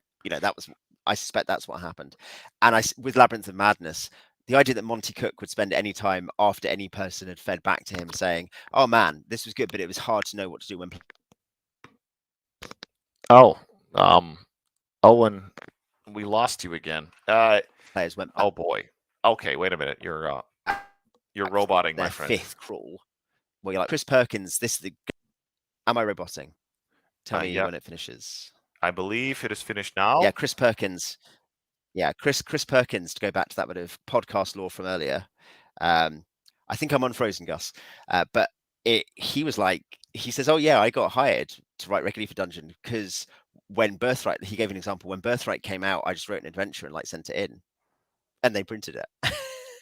That was more or less what happened, And so thinking Labyrinth of Madness had any revision off any potential data, it's not surprising that it lacks the experience you have as a writer of an adventure, where you realize that I think it players, yeah, well, wait a minute. So it's been play tested, I believe that. And I yeah, would imagine they would have been and there's actually it really does need editing to the point where Monte Cook himself has actually published errata for it that sort of serve to explain some of it, right? yeah. It was an 830-page hardcover book you could get only on Kickstarter. I No, imagine it's with not. several. It's Ptolus. Yeah, Yeah. exactly. No. But he did play test it, and probably you would use Yeah. play testing with. Mm. Well, he didn't include any pre-gens, which at high level is essential because I think that's been the your view, that power if is you're going going to to run be it as a standalone, you have to yeah, kind of describe how it's going to be run. Of right. course, if it's organic, re-ease point, and you've managed to fit it in, who cares? Of course, it should be your players. You don't need to even Right. worry about what the pre-gens Well, have. even But then, yeah, right? If you're like with this, like most of this, probably if you're going to do like some sort of like what level 15 module or something, mm, this is the odds are that this will be played more as a standalone than yes, at the that yeah. This is part somebody of is the going to complexity, run an though. entire campaign, but they're going Yeah, to use your stuff to cap it yeah. off, right? Indeed, it's more of a. Unlikely. I would say the one problem is then let's this is the dilemma, this is the hurdle that maybe cannot be completely covered, and this is the limitation of NAP 3. I don't think I disagree with this, but is that a problem is that people do not have the expertise or experience to play high level AD&D, but they will not usually, that the people who are most likely to buy a module and play it, which is high level D&D, are going to play it as a standalone. Do you see what I mean? There is a kind of a potential clash there, isn't there? To be like, I don't. I see it more as a this is like the booster rocket that you need, right? Because if you don't, if you think that whatever Gary Gygax is a bad man, yeah. and D&D is like far too complicated to play at those levels, you're never going to try, right? You're never going Do you, to. have you how often have you seen someone say, this is not to totally insult our basic brethren, but they're like, I really want to run like Tomb of Horrors, my BX group or something, and you're like, what on earth is going on in this discussion? I've Like you, never heard that. No. you definitely see people like, I need to adapt this moderately high level like AD&D module for BX. I've seen that. Maybe I just run in the wrong circles, but like I definitely seen that. And okay. you're like, you just can't. There's something here that is not transportable. S1. I don't know if it's. I'm trying to. I'm going through it now. You need To be fair, S1 augury. is not what I'm thinking of. I'd say probably more GD, G1 Oh yeah, to D3. I would say GD is a lot harder to adapt actually than S1. Yeah, You S1, could because probably do a S1 pretty is faithful S1 is adaptation of gimmick S1. traps. S1 is gimmick traps. Not this is not an insult. I really like S1. I think it's very good. But it's the whole point is it's not the module people said. It's not the module John Wick told you about in that one article he wrote. It is this Um, weird thing where it's much more of a chessboard, isn't it? Where you're like, how do I deal with a bunch of weird problems? Well, I, as an experienced player, know the kind of, there's a Rube Goldberg thing in some of this. There's a kind of, well, yeah. S1 is a Will NAP people. 3 be free, by the way? Goose asks, will NAP 3 be free? It will absolutely be free. Yeah. I'll probably when I finish my adventure, which is almost. Oh, by the way, I'm obviously entering my own contest, right? As a final Yeah, boss, you have to defeat me, yeah, otherwise I'll take all of yeah, the awards for myself. And I'll go to the Bahamas and then, send you guys pictures of the expensive cocktails that I'm drinking with the earnings of yeah, NAP3. But no, yes, NAP3 will absolutely be free, or pay what you want with the proceeds going to charity, just like the other yeah, ones. So no yeah. problem. What So I was going is to the say is, secret judge, is it going to be the ghost of Dave Arneson I, refusing to do any work? Is that the I, secret judge? I don't know who. I can neither affirm nor deny who the secret judge will It's be. very likely it's the ghost of Dave Arneson, isn't It's it? uh, it's going to be like a bucket with a And mean face Or painted a on it. Twilight, and the ghost of Dave Or a Arneson. Twilight definitely will be involved Right. intimately. Uh, Um, yeah. or a Is the guest Twilight judge? Bard Is the guest judge? returns. Yeah, Is the guest judge Kent? Kent also. Yeah, it will be a Yeah, triumvirate. yeah. It's good. Yeah, there'll be a lot of expert commentary, I'm sure. Um, Exactly. Yeah. yeah. So no, yeah, I think it's that there is an incommensurability, isn't there, when you So get to the shit. stuff where, Sorry. Oh, oh, oh, yeah, oh. Sorry. I yeah, did want to finish my yeah. point. My point Please was do, that please do. S1 is not meant to be a typical sort of high level experience, because it's really not. S1 was made in response to Gary Gygax encountering all of these people. They're like, "Oh, can I bring my my level 14 ranger who's dual wielding Vorpal Yeah, swords to your campaign?" Right, and Gary was like, "Jesus, this has got to stop. I gotta put my fist down on these ruffians." yeah, So he made something that's it actually, what it does is all of these high level powers, it completely shuts them out. It short circuits most of them, right? You mm, probably won't be using them that much. Instead, you're sort of tested on your fundamental dungeon crawling abilities, right? mm. Uh, it Yeah. and most of the Hazard traps, perception. Hazard is yeah, hazard perception. yes. But most of the traps in Tomb of Horrors are actually fair if you know what you're doing, right? You just have to Mm, be careful and meticulous. That's kind of like what he's doing with that, and he's ramping it up in a kind of like a brilliant way, where at some point halfway through you get a fucked up fake out where he dissolves the tension. There's one secret door that's like literally in like the last place you would search, and then you think that's bullshit, that's unfair, but you have divination. There's literally no excuse yeah. to get stuck, right? To not do Un- stuff. Yeah. No, Unless you exactly. So suck. yeah, yeah, and of course that's the thing. Well, because it's also the context. He does run it for his own players. Like Rob Kuntz, remember, solves it Yeah, with an army yeah, of for sure. orcs. Yeah, And it's the thing where he has players who want a real challenge, and it's not about so contra. I mean, I guess John Wick technically wasn't saying Gary Guy. Maybe he was John saying John his Wick has Joseph. never played. I don't believe Yeah. that he played S1. Well, I think he was just like, I had a DM who was horrible with S1 or whatever. Yeah. Yeah. No, Okay. this is some it's like a Me Too movement type of. He's trying to tie Hashtag into that. He S12. said I was Hashtag molested S12. by S1. Yeah, I was inappropriately touched by S1. But I the don't buy it. point is that Gary did not make it as a kind of like. So I know you're saying Gary's saying, look, here's a challenge. You think equipment will get you through. You've got players turning up saying, I've got 2 Vorpal swords. But I would say it wasn't a punishment module. It was a challenge module. No, And this, but yeah, it is like a gauntlet, and it is, yeah, well, it's not a punishment, but it is a sort of like it is meant to sort of test you genuinely, right? It is yeah, meant to like to sort of like see if like you have all this cool stuff and you have this high level, but have you earned it? That's kind of like yeah. what that Well, module, and he's it's the pretty isn't it? explicit about its It's the purpose. Chapel Perilous. It's the Chapel Perilous of D&D, isn't it? The idea that you go there seeking the Grail and are not allowed to enter. Like there's a test, and Right. Galahad can enter. But that's the point: Yeah, is you have to go. In this case, Rob Kuntz is Galahad, which feels like a very wrong comparison. But which is very yeah, wrong. yeah, Rob Kuntz but is not at all like Galahad. yeah, Yeah. but you get my point. Is that you're like, this is the thing where you have to get over there. You have to prove that you can do it. And I think all Right. great high level stuff does that. But yeah, No, let's no, loop no, no, around. no, no, no, no, no. I do genuinely want to say that, like, Yeah, it's true, but like good high Prince is level like, no, I stuff. must talk more. Yeah, No, go no, for no, it, no, no. Prince. I disagree with you, because there's a Yeah, fundamental yeah, difference, right? Because yeah. one, Tomb of Horrors, it tests, it tests your fundamentals, but ideally, a high level adventure would test your Oh no, ability to so no, actually no, be high you level. misunderstand. I don't mean everything tests your fundamentals. What I Oh mean yeah, is that all high level stuff is a test. it's a It's test. something. Yes, Yeah, yes. it's It, all exacting. And this is not saying I'm not saying, oh well, that second level module shouldn't be testing, but there is a dynamic in which, particularly stuff that you think you're playing with new players, there's a degree of like education involved. There's stuff that teaches you the rules of the game diegetically through the module, through the experience of playing.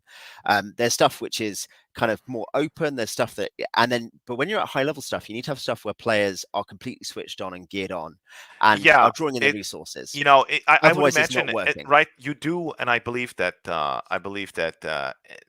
Anthony Huzo writes about this as well. Maybe E can also confirm.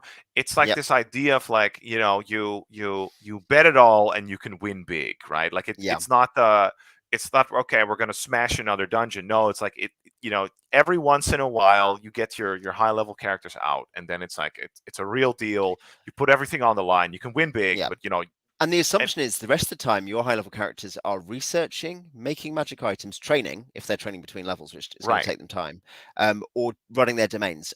So hence why you have chainmail and then battle systems. So well, you need to go and fight the orcs of the Pomage because your fief Yeah, is right or next you to them have and you're the guy who has to yeah. yeah, or one of many retainers. I believe that's actually mentioned by that maybe Gary Gygax or maybe someone else. But yeah, of course, right? These these characters have retainers or heirs or Yeah. all this other stuff. This idea that you Yeah, can have multiple and that's characters. and so high level consists of these other things, but the high level adventure. Now, Pizza was really excited to hear us mention Birthright. That's something Birthright does see, and Birthright is underrated whilst also being kind of a massive mix of like good and bad. It's a second edition setting line, so you've got to accept I'm that. aware of Birthright. It Yeah. looks like it's sort of it came out near the end of It was Two pretty E's much the lifespan, last right? yeah, it was mid 90s, 90, it's like 95, 97 or something like that. And it's about the last setting that's released. And it's Yeah. after most of the other settings have ended. And they And it did it has a all bunch, about like yeah, it's like Highlander slash yeah, domain play with yeah. like a kind of low magic vibe, I think, as well, with like sort of Relatively low Celtic magic, yeah. feel. Yeah, Well, the core setting, there's like 5 different settings within it, like 5 right. parts of the continent, and the core is Arthurian and Celtic. And yeah, it's a really interesting, different kind of fantasy feel. It has this dynamic where you're meant to do domain stuff, and then you go on an adventure, and I think that's an interesting thing that you can. And sometimes some of the adventures, some of the ideas show this works and can work in a way that's very obvious from the early days of D&D. Some of the adventures are just like, who cares about the domain play? We'll pretend that matters, and here's a mid-tier adventure, an okay adventure, or a mediocre adventure for you to play. So obviously, it's like a lot of other 2E stuff, but at its best, when it's got people like Ed Stark, Rich Baker, Steve, maybe it has Steve Shen in it. I don't know, not Steve Shen, but yeah, a couple of interesting people. Colin McComb. It's got this genuinely quite interesting stuff that you could do. It's not fully realized. But Council of Worms is the other very late, relatively like 95, 96 Oh, when you play second edition, dragons or where you play a something. dragon, which is good. It's good. E points out, yeah, you also there's this thing where you're doing all the stuff, and the adventure is as this A-team thing and as the special test, also exploring other planes where the rules are malleable. Obviously, that is Yeah, Gary's vision of the high-level game, is that eventually it heads off onto the planes. of course. Yeah. So, and I think that's a good, and it's a shame we never got Gary's Polar Adventure. We got Dave Sutherland's one, because I suspect Gary at his best. And remember, Gary, this is the problem with T2 to 4. This is the problem with Q1. Gary presumably basically stops regularly writing, and possibly, I kind of assume from what I read between the lines, often running from the turn of the decade, pretty much. Like there's obviously something where he stops doing very much. He doesn't have time to do stuff anymore because he's a businessman now. And yeah, but if we'd had peak Gary right Q1 would be like, it'd be like S3. It'd be a really weird, crazy extra thing, like, which I love. I love Expedition to the Barrier Peaks. I think it's a fantastic. You don't want it every time. It's a bit like Joe and Fall, but it's a Well, great. there's a reason it's called the S Yeah, series, right? Because yeah, they're yeah, like exactly. Yeah, specials. Yeah, yeah, yeah. specials. Yeah, yeah. But yeah, all of this kind of comes into, I guess, yeah, our final main topic, which is about flavor, and we've touched on it many times, but flavor, theme, immersion. We've already begun to talk about it in the sense that getting to high level, particularly, you start to have this greater experience of the world and this sense that you're finally grabbing the DM's gears, I said, and you're finding out mysteries, you're discovering things. Nightwolf Inn, one of the great things about that module, which is a 1st to 20th level module, that's not a standalone adventure, it's a setting I piece think it with was some one dungeons. one to 15 Yeah. officially, but sure. Yeah, yeah, yeah. More or Yeah, I less. mean, Yeah. can But go yeah, for quite a. It's a whole campaign, basically, yeah, a and side it's campaign. Yeah. and seeing players solve those mysteries over the course of years of real life campaign play is so satisfying. And they're piecing things together, and they're like, "Oh no, is this it? Is this what the inn master is? Is this what the inn is? What are we doing? Why are we going on guild quests? Where is it? Can we trust Jeeves? You know, all these things where you realize this is the payoff of." And this is part of the thing about the kind of the beautiful mind stuff, and the sense that you could just see it as a game, which I know very few people do, but I think it's just worth. It's mostly because then there's an exciting, fun thing to talk about here. Is to think, no, the idea that you experience a particular world and a particular experience, and you discover particular mysteries, and that they are rewards for gameplay. This is the gameplay loop. In that sense, the gameplay resolves. You succeed. You get mysteries. You get treasure. You get to learn mysteries. You get a domain. And I think that's fun, and people enjoy it, don't they? So that the first thing I say is like, well, what do you think about that in terms of, is that part of the payoff, or is that an illegitimate? Should you be focusing on getting back into gameplay, or is the sense that you're kind of you're getting to play an elf in a world who's discovered a mystery and got a domain? Is that legitimate? I would say it's kind of like my perspective on role playing and doing funny voices and Straight to that prison. sort of stuff, right? And, yeah, jail. Yeah. Yeah. Straight to jail. No, I think it's like a nice, like it's a spice. It's a little addition, right? Like a Mm. good adventure, right? Yeah. Very often I'm very skeptical of adventures where people say, "Well, the lore is just so good," right? Screw that. Very often, right? But if you already have a pretty, if you have a very solid, grounding, you already have a very good adventure, then you can punch it up, right? People were not automatons, trying to manipulate abstract math to get the maximum possible amount of gold pieces or whatever the fuck. Or at least that's not the only thing, right? There's like a sort of like there's a Yeah. awareness sort of conception. There's something that imagines, that's something that experiences, right? So yeah, of course, if you can put something in your adventure or in your campaign world that's like worth discovering, if there's like some cool background details, Yeah. again, you don't want a big giant fucking exposition, but like, Yeah. yeah, of course put that in, right? Yeah. And I think you see this in other great parallel role-playing products. I'm thinking about Traveller, that Mark Miller does write, function what you want to, like the Traveller book and the Traveller campaign, like, and the, as you get to high level, Traveller doesn't have levels, don't misunderstand me. No, But but it as you means you get have more deeper in, money, you can get a yeah, as you get battle deeper in, cruiser or whatever the and the, fuck. the Yeah. original set of things he's putting together, you're like finding out all about the Forerunner civilizations and the Elders and everything that's going on, and then eventually you can discover it. But of course, that's all happening organically, and it's interesting to see the attempts to work out how to. You can see an early designer of a role-playing game who's doing something at a much more meta level than Gary, I should say. This is praise to It Miller, by the way, very much praise. He's right. trying to work out how you fit it together, because he's the first one to do it pretty much. It's not entirely successful, but it's fascinating to see those, him try to be like, how do you make a mystery across a campaign or a set of adventures? Yeah, I know imagine Gary making does a do that with space G&D exploration Elders. Yeah, game, but having yeah, nothing worthwhile to yeah. explore, right? I think, yeah, indeed, it is that. Insanity. Yeah. I think it's really telling that Starter Traveller has as its two adventures, two standalones, one of which is just literally driving around. This is good, by the way, driving around an ice planet with a few locations you could go to and attempting to get somewhere, and like dealing with environmental hazards. It's got challenge, and then it has like weird things you can discover, which aren't always completely like they advance the plot, inverted commas. They don't. They're just things. They're just Yeah. parts of the world you discover, and that's the payoff in part. Now, if you don't enjoy the gameplay, you will hate the payoff, because you're like, why did I do this gameplay to get to the payoff? But if Ideally, the gameplay, yeah, it shouldn't feel like a chore to get to the whatever, the immersion yeah, dopamine yeah. to get to Oh, in the which case you might as well play a linear, a complete railroad, because then at least you get there, and the DM will make sure you enjoy it. And you see that defensive railroads, but surely the players want to experience the cool content and hear the cool stuff and fight the cool enemies. Why would you deprive them of that by having all this random stuff? And of course, that's to misunderstand the problem, which is that you want it to be that the gameplay is enjoyable to begin with, not that the gameplay is a chore that you have to get through quickly to get to the next good thing. well, Grutzy points out that you can also imply setting in the adventure. You can also imply mystery and imply the immersion, which is obviously correct.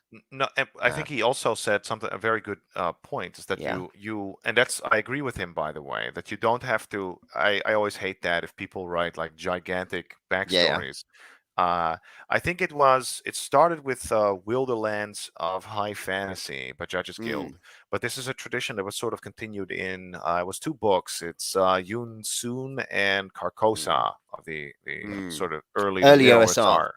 Yeah, well, what they figured out there is that you actually, when you come up with some campaign setting, you don't actually have to do the Forgotten Realms Mm. routine when you have 300 pages of history, and then in this year, Elminster, he turned into a goat, and like all this shit. Yeah, yeah, Uh, don't do that. Have a few figure out a few essential points, and then like a few hints, and then like from those like tent poles, the DM's mind can build that tent, right? That's kind of like yeah. what you want to do. If you want maybe the best, actually, so I was talking about people like Perkins and Barr earlier. If you want the best example of a designer ruined by TSR, it's Ed Greenwood. That you read Was FR. Ed Greenwood used to be good? I Yeah. don't know Oh, yeah. about that. Read. Yeah. No. No. It's really obvious he used to be good as Really? well. This is the terrifying thing. What happened was they heard there was a guy who wrote adventures. They knew him. Obviously he wrote into he was already in Dragon by that point doing the bestiary. He's a good monster creator, good monster designer. And then they're like, we need to have a setting to replace Greyhawk, and we've got a guy who both designs modules but also has a big world that we could just have as our functioning, our proprietary world to do what we want with. Obviously, Greyhawk was proprietary too, but there isn't Gary, and he's got Right. all this material on it, and it's massive, and we can just put whatever we want into it. It can have this cool shared world aspect, and then they trick him into thinking that his Tolkien writing, which is not very good and not as good as Tolkien, obviously, is much more important and valuable than the actual dungeons. To the point that the two modules of his that he there's a bunch of interesting modules he publishes, including in first edition, but FRQ1 Haunted Halls of Evening Star, you can tell there's a great module there, which they cut in half because they were like, no one needs that. It was meant to be like the starter module for Forgotten Realms. They make it 32 pages rather than 64 halfway through. And so they just cut out half the dungeon. You're like, what is wrong with these people? You have actual like monsters walking the earth into the TSR offices in Lake Geneva, destroying D&D. And then they make this man, they like lobotomize him and like, just write more about Ilminster turning into They a don't goat. lobotomize him. It's more sinister. It's like Yeah. tempting him, right? They're Yeah, like, they indulge him. no, They say, you're yes, yes, much you're greater than that, Greenwood. You don't you have don't to need to write write these stuff. with Yeah. these dungeon peasants. We want Yeah, your no, exactly. mind. Yeah, we Exactly. want your Exactly. stories of Elminster. Yeah, yeah, yeah. And you remember his first module, his first campaign, sorry, was a massive mega dungeon module. It's one of the very few true mega dungeons we know existed, Is Undermountain. that Yeah, Under Mountain? Yeah. Undermountain. And then when he's like, oh yeah, let's publish Undermountain. He's like, okay, this is what I've got. And they're like, how your maps are too complex. We're going to get this other guy's maps, and you can adapt them a bit, and then just add some of your key to it. They're just Oh, like demented these. people. Yeah, yeah, yeah. Well, that's that's that comes from, and that's why we in our corner of the OSR we hammer on playtesting so often. Is Yeah, because I think, well, some people have a sort of maybe a totemic reliance on it, maybe where it's like it's not foolproof, right? You can, because a playtest is just going to, it's going to represent one iteration. There's definitely a lot of like you're not going to catch every single occurrence or get a good idea of like exactly how your module runs from one playtest, but it's going to be better than not doing it at all. And it is yeah, an indication that this person is actually actually has some connection with the to the game. hobby he Yeah, he writes pretends for, to care about. right? Yeah, yeah, yeah. Yeah. I think my experience of why playtesting matters, and I say this not as a successful adventure designer with many publications. There's a few free adventures on my blog, but more to the point, having written stuff up for putting on in public is the relevant point. Is I realize I test and I change. And I'm like, that is just much better. Players ask questions I hadn't answered in my very light draft key. I put in something that didn't make any sense. This needs more treasure. Like there are things that come up that are necessary only because players have bounced into it. It doesn't make it a perfect module because you had 5 players over like what 5 nights, 4 nights play it. It's not an expert panel of like the perfect testing, but it's enough to make you know how it runs in reality and what people engaged with and what they didn't. Yeah, more or And yeah, less. You can imagine that like certain occurrences that you know, you're going to have combats that are unlikely, that are going to be, you know, significantly either you're going to be unusually lucky or unusually unlucky in Yeah. certain combats. If you have enough encounters, that's definitely going to Yeah. happen at least once, right? Yeah. So that's going to happen. It's honestly not that big of a deal. No. But yeah, playtesting, it is sort of like, it's a good way to sort of, you know, get rid of the fundamental problems, and it is an indication that you actually uh play the game, right, that you pretend to, right, for. Oh yeah, no, indeed. I think that's one thing is realizing you almost the mask does almost come off at points where you have people who are more or less admitting they don't play very much or Oh whatever, yeah, yeah, yeah, and they're publishing stuff, and you see yes. this at its extreme with people saying stuff like, even when they're like, I've run a campaign for 2 years with this, and you're like, I suspect that consists of like 21-hour sessions or 22-hour sessions of something very light and fluffy that's kind of operating at very much at one level. And these people are like publishing things and saying this is this kind of great module that's been play tested, even they claim. But you're aware what they've fundamentally admitted is they don't really play the game, and so it's very weird that they are. Your problem is about the module cobblers, Uh, the content well, farms. anyone who does it, you know, anyone who is in the OSR for a living is obviously very Mm, suspect. This is a sordid business to be in if you yeah, have to actually pay your bread. That doesn't mean yeah, that they're all scum. You have some, like, no, no. obviously, some perfectly respectable people, and without them, frankly, the OSR wouldn't be as, you know, wouldn't be as uh, big as it is now. That people sell stuff and that people buy stuff. It's like price signals. So sorry to the commies in the chat, but price signals obviously do matter. And the idea that things are worth something and that people invest in them and that they then talk about them is like a genuinely important part of why, not to get into that too much, but obviously it does matter that some people produce stuff and make it good and that that people buy it. That is actually good. Well, um, I think so. Yeah. Well, it can sort of help, right? Because it can like attract. I mean, I guess like artists. It can attract. It can build up Mm, like sort of communities. So you yeah, know, whatever people that are good, like their work can be more widely spread. And in general, yeah. that is desirable. Unfortunately, you do get a sort of weird, messed up dynamic at some point where it's actually much easier for these creators if the people that would actually play would just get the hell out of there, and you know, they could just have their work, which looks very pretty, and then just have casual buyers and people that don't play. Why would you slam White Wolf players in the 1990s like that, I Prince? I do have a, I remember this. So when I was in my 20s, I did have I did know some White Wolf people, and there was this guy, and he had a giant shelf full of like White Wolf fucking source books. I should swear Mm. less. I never saw him play a White Wolf game. We never Yeah, played it. I have a shelf of White Wolf source books, and there's a deep Owen lore which has been mentioned before, not on this channel but elsewhere on the blog. I You're think. a Vampire the Masquerade Yeah, player. no, Yeah, but a campaign that there we go. actually really improved me as a DM Hmm. was in the late tens. Was a werewolf campaign where I was like, hey, I just want my players to be able to go anywhere, do stuff, to have lots of options to solve problems in different ways, and having to just learn how to run an emergent game, which was incredibly difficult, especially in something so open, was very, very good, I suspect, for me as a DM.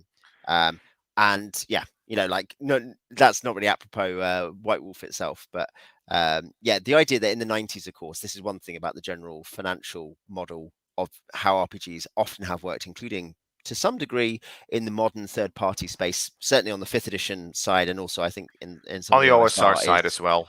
yeah, I there's very much so. it's content farm stuff, and for some of it it's and it's fine making nice, but the people enjoying looking at. I mean, there might be something weird No, I if hate you that. pretend it's a It's get not if you think okay. it's if you pretend it's a game book. This is the thing, is that you're like, Yeah. I promise it's a get, and then as you say, it crowds out the ability to make game books. And in the 90s, this doesn't the flame never goes out. I reject that. I think if you accept that Carl Sargent was designing during early first edition, and other Uh, okay, I early agree, second edition, right? But but then it was like it was it endangered. Okay, yeah, so it was you're it's talking about highly endangered. It's classic. highly You're endangered. Yeah. Yeah, you're talking about like the sort of classic, what we on the Discord call gamer gaming type of like Yeah, style. yeah, It was on life support for a while, right? yeah. Carl Oh yeah, Sargent secretly maybe yeah, putting something out that's like, oh, that's nice, but by then everybody, everybody is either already has fully embraced, have just guzzled down the Kool-Aid, or they're just like they're burnt out. Like, yeah, no yeah. They're more. not I'm making I'm anything not worthwhile. tricked anymore, right? You're not. Yeah, You're no yeah, yeah, longer going to even try. So even if something good comes out, then it's not yeah. going to do Well, and I properly. think you see people like E will say this, Airdrie will say this, but people who played through, like either got sick of it to some degree, or people and sometimes got corrupted themselves. Um, because they ended up kind of just being like, I'll play story games, or they played through in a way that, and I think Ian Edry was basically did this, where more or less they forgot what TSR was doing. Like it became a semi-irrelevance because you're just like, we're playing this game we like. This company is making content that doesn't matter, even No though it is longer the official. appeals. And Yeah. that is the case with Wizards now for not. And the hilarious thing is, for lots of fifth edition players, that's what's happened, partly due to the OGL stuff. And I'm not Oh, with that. That's the beyond our. OGL Yeah, stuff, that was yeah. the last drop. It But wasn't yeah, yeah, indeed. whatever It the wasn't the only magic, straw. No, the no, no. magic Hogwarts Uh, owl people yeah, campaign setting. No, no, Walpole, I now. will probably not be reviewing the new edition of Werewolf. I'd kind of, it's just buying stuff. I don't, you got to spend money on stuff you want to read and play. But Yes. I've got I have some affection, and sometimes I have to like completely expose myself by talking about all the, things like World of Darkness that I appreciate. Yeah, I think you're right that there's, so I think that Wizards has done the same now, that you even have a lot of these people who don't even really massively like D&D, weirdly, but who are now like, we need to move on. And I think TSR managed to get themselves into that position through the 90s. What you look at, and the players who still loved AD&D kept playing it without engaging with TSR.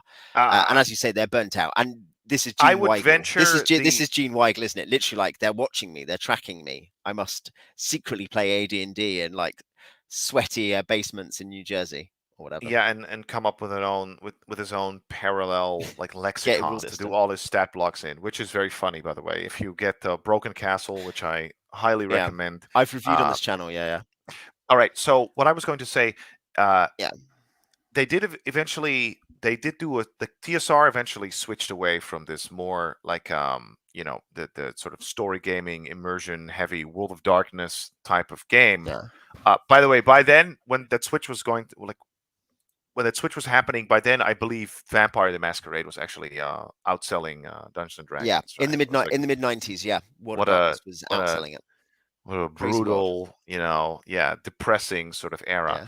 But right, near the 2000s, I believe a TSR was acquired by. They were doing horribly, by the way. Again, In the bankruptcy, all that mid stuff. noughties, 95, Yeah, 96 is when they're bought out by a games company that makes card games. Yeah. yeah. Wizards of the Coast, correct. And what Wizards of the Coast actually started to do is they, and you see this at the tail end of 2E, they start bringing, let's get back to the dungeon. They do actually Mm, start bringing out adventures, like say by Bruce Cordell, to a lesser extent Monte Cook, right? That are actually more about, those are about gameplay. Obviously, several disastrous, just horrific ideas were spawned in those years, oh right? yeah. That led to the atrocities of the D20 era. But that short era of like 2E adventures, those were Oh yeah.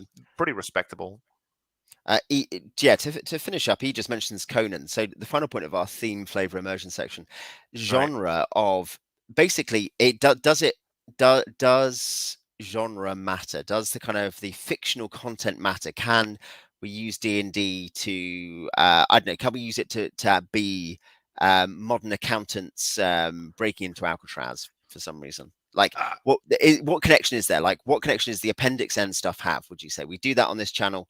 Like to the adventure design, to the classic adventure, what does genre matter? I think it.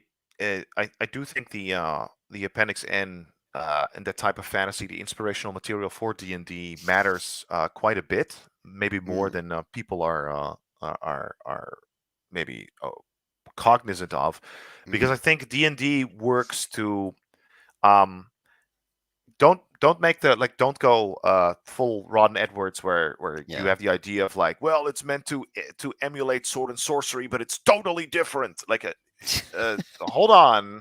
This isn't uh, enough like Conan for me. it's not enough like Yeah. a Conan book story in a book, right? Yeah. No, that's not what I mean. It's uh, Yeah.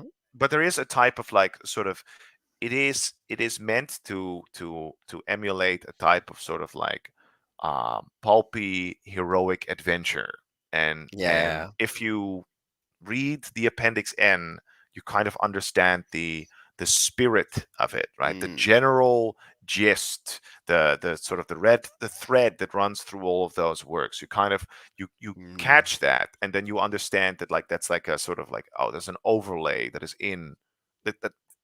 Well, a lot of this also applies to Dungeons and Dragons, this type of like yeah. sort of heroic fantasy, and Yeah. you can get away from that, right? You can. It is malleable to a certain Yeah. degree, I think um, so. Yeah. but be aware that like if you're going to try to force like D&D to be whatever, some sort of like political drama or all that stuff, you're going to be fighting it, right? I Every think that's step the of thing. the way. You need to know what it puts me to. Let's make it into a design challenge. You actually have to know how to hack it to do whatever the new thing is, the new genre is. And in many cases, you'll end up finding, I think, that you just it's not worth it. You might as well play a different game. It doesn't fit. Like I think that's an interesting thing about looking at Traveller. Basically, it takes 3 in-world months or 6 in-world months, whatever, to learn a skill for when you can, that sort of thing. And that's a skill point, one skill point. It's not, you don't advance character-wise that much. Over the course of a long campaign, you gain a couple of skill points.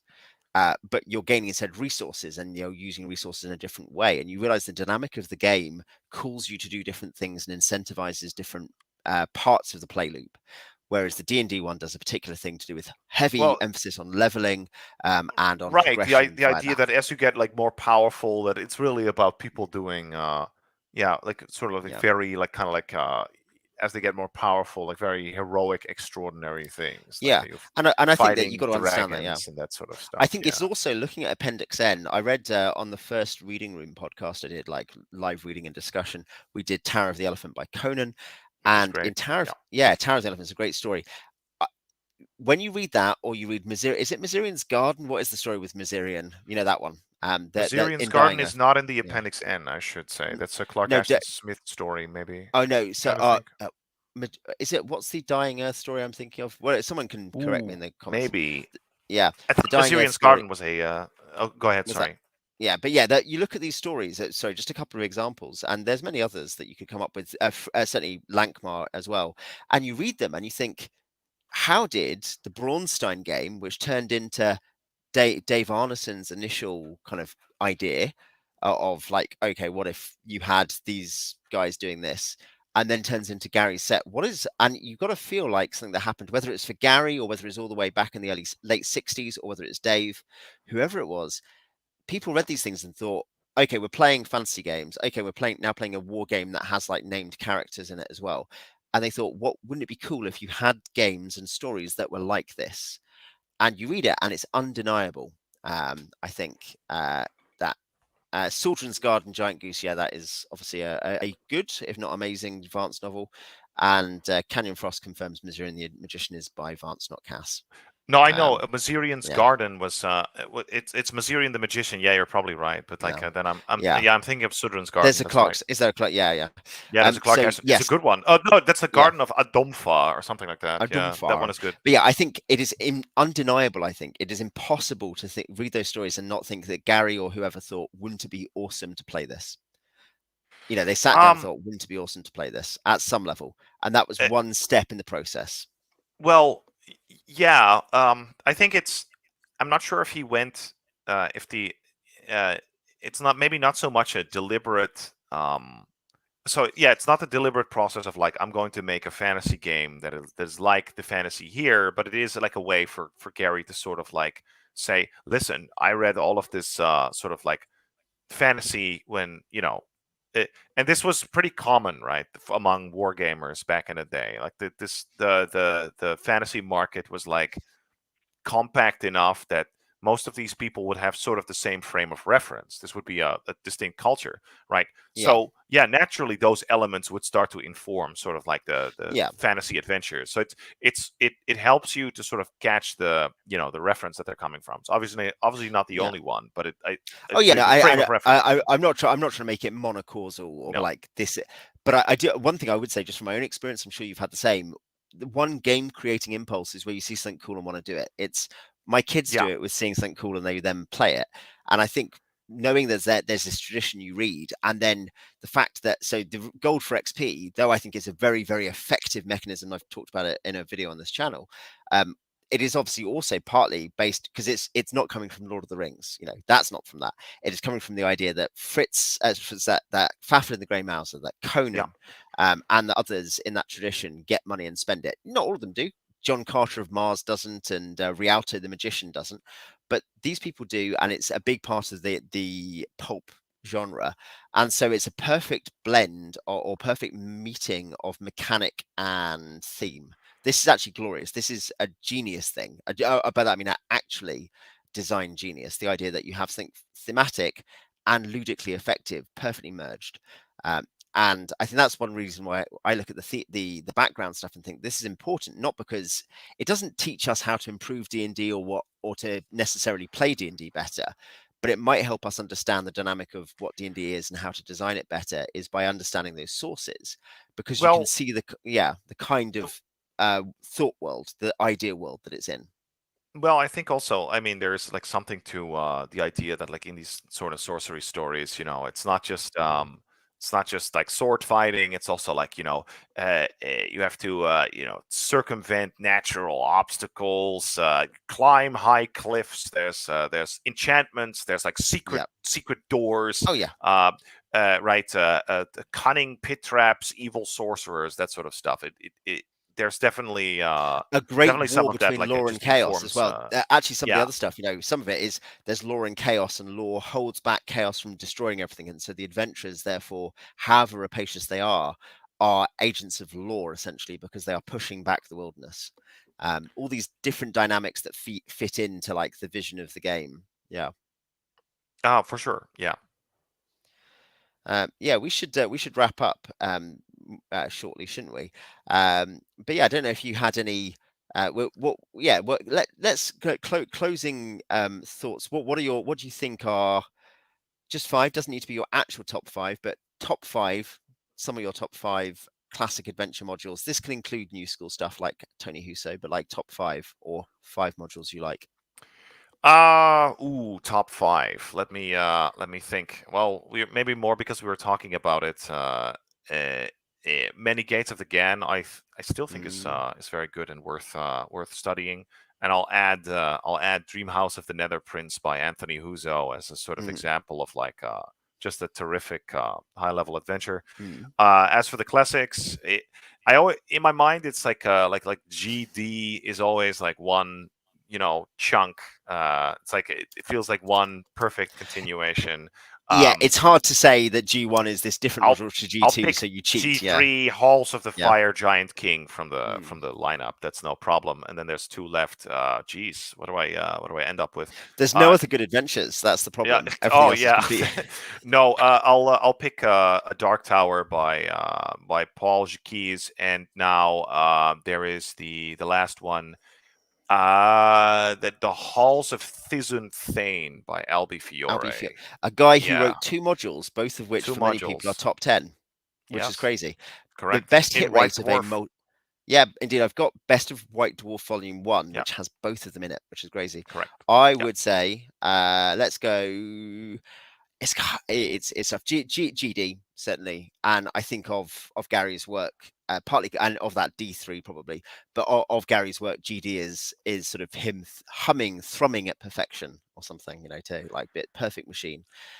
I feel before Yeah, D3, I think has like is stunning, genuinely, mm, right? Because it's this whole it's like a sort of like Odyssey or something where you're infiltrating this evil alien culture. It's like it's totally different from a dungeon in a way. You go through these tunnels, but then you suddenly have to sort of have to like figure out, and he really only hints at it because like he's got like, I don't know what the page count is exactly, like 30 or something. Yeah. There's way more material than 30. He just gives you like the outlines, and you have Oh to yeah, read between the lines a little D3 bit, is probably the right? one that's most like that. You know, it wouldn't Yeah. be great if that was like a 60-page module. You might think. I'm not saying it should have been. I'd go But Return to no, the Tomb of Horrors. Yeah, D3 go is for it. Sorry. great. I was Yeah, going it is. to say like just Yeah. this idea of like, you'd have to like master these tokens and maybe pit all these houses against each other just to get to It inner resets up a sanctum. lot of that high level stuff you could be doing. D2 is interesting because it does a different thing. There's a base assault which you can approach in different ways, and then you got D3, which is I suddenly have to do this whole different game almost. It's a big it is the final challenge for that player before they enter the planes. Yeah, I'd say Return to the Tomb of Horrors. I have partly it's cheating. It has S1 in it, of course. That's my copy of S1 is from Return to the Tomb of Horrors, but because I think there is something so absurd and baroque, just this kind of massive escalation, and it's Dawn of the Overmind comes close for that. You know, just where Cordell is leaping from one planet to the next of madness. Of just like, here's another I crazy idea.